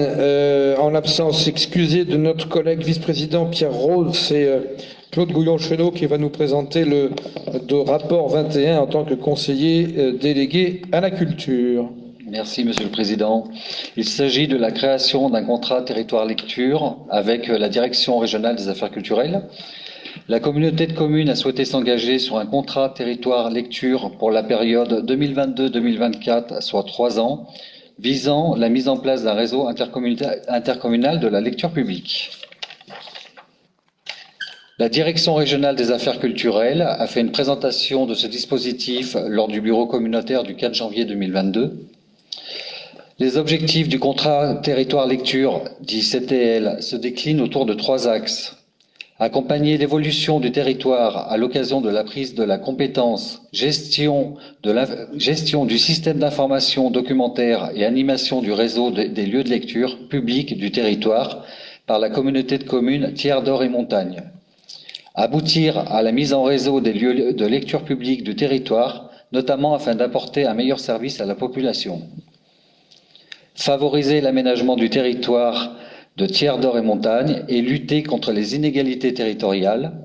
La lecture publique doit devenir un levier de développement culturel et d'animation du territoire, lieu de ressources et d'accompagnement de la politique d'éducation artistique et culturelle. Alors, ce poste, il est financé à 50% par la DRAC. Pour information, il y a eu 2 réunions, une le 12 janvier 2022 en direction des communes dotées de professionnels et une réunion le 4 mars avec tous les acteurs de la lecture publique. Il est proposé au Conseil communautaire d'approuver le contrat de territoire lecture présenté en annexe, d'autoriser le président à signer le contrat et tout document s'y rapportant. Y a-t-il des questions ?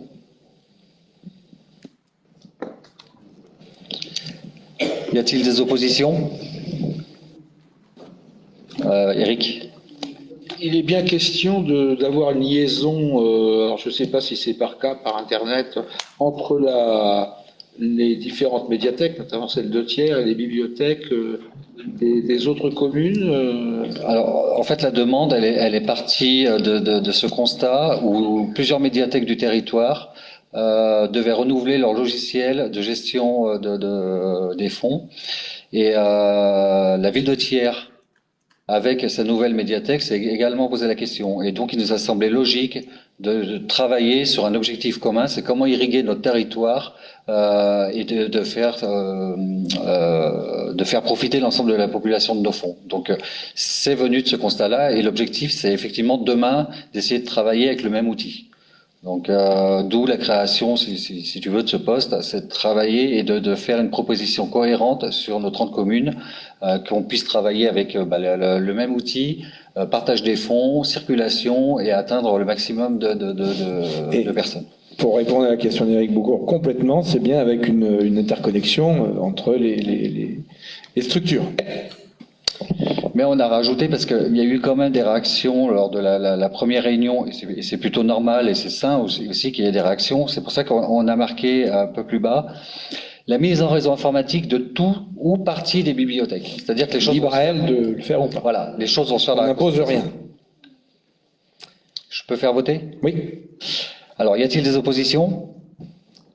Des abstentions? Je vous remercie. Merci Claude.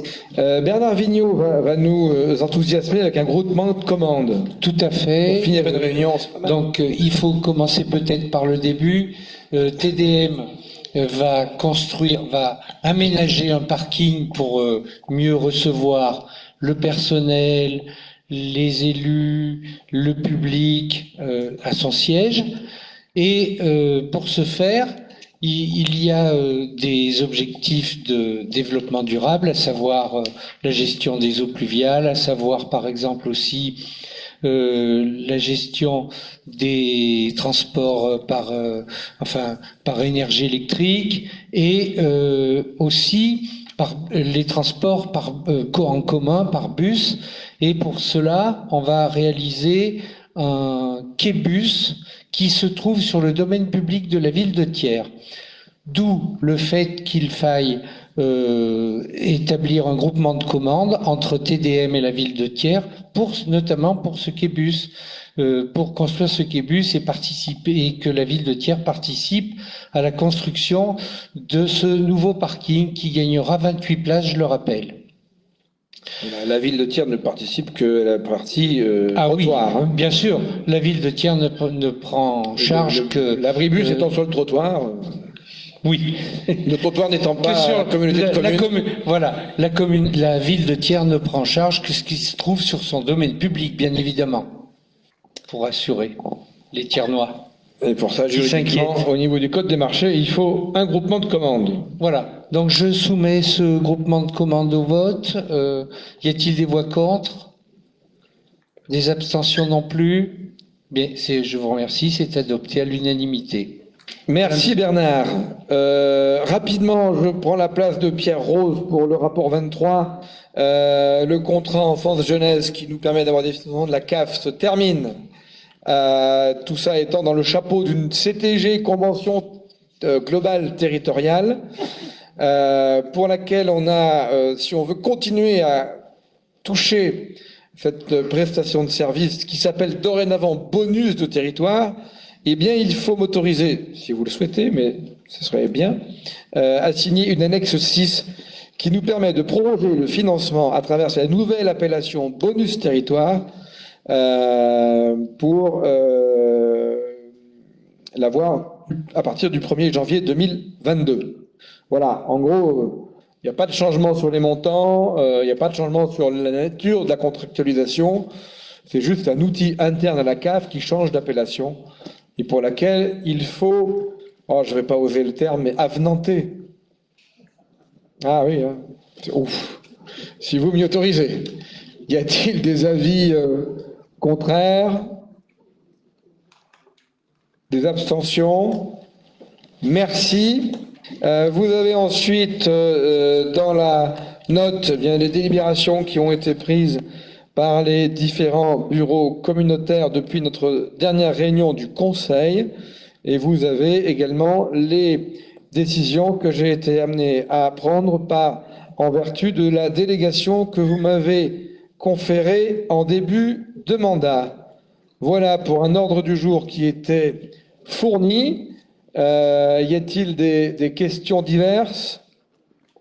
Oui, Francis Roux. Oui, c'est juste une petite précision. J'aurais voulu savoir ce que l'on avait fait sur une subvention Smart City.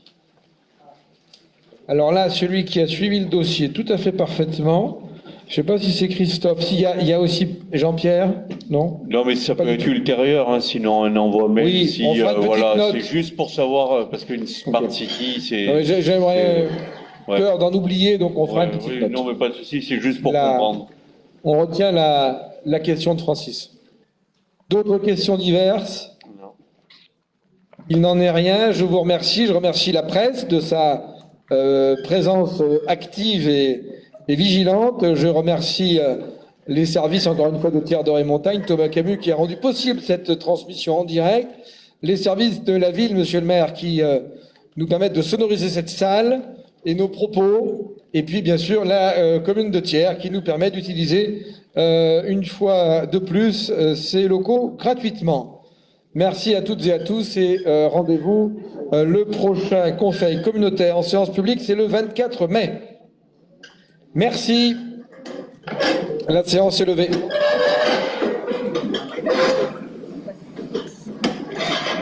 C'est pas toi les coupures. C'est un autre.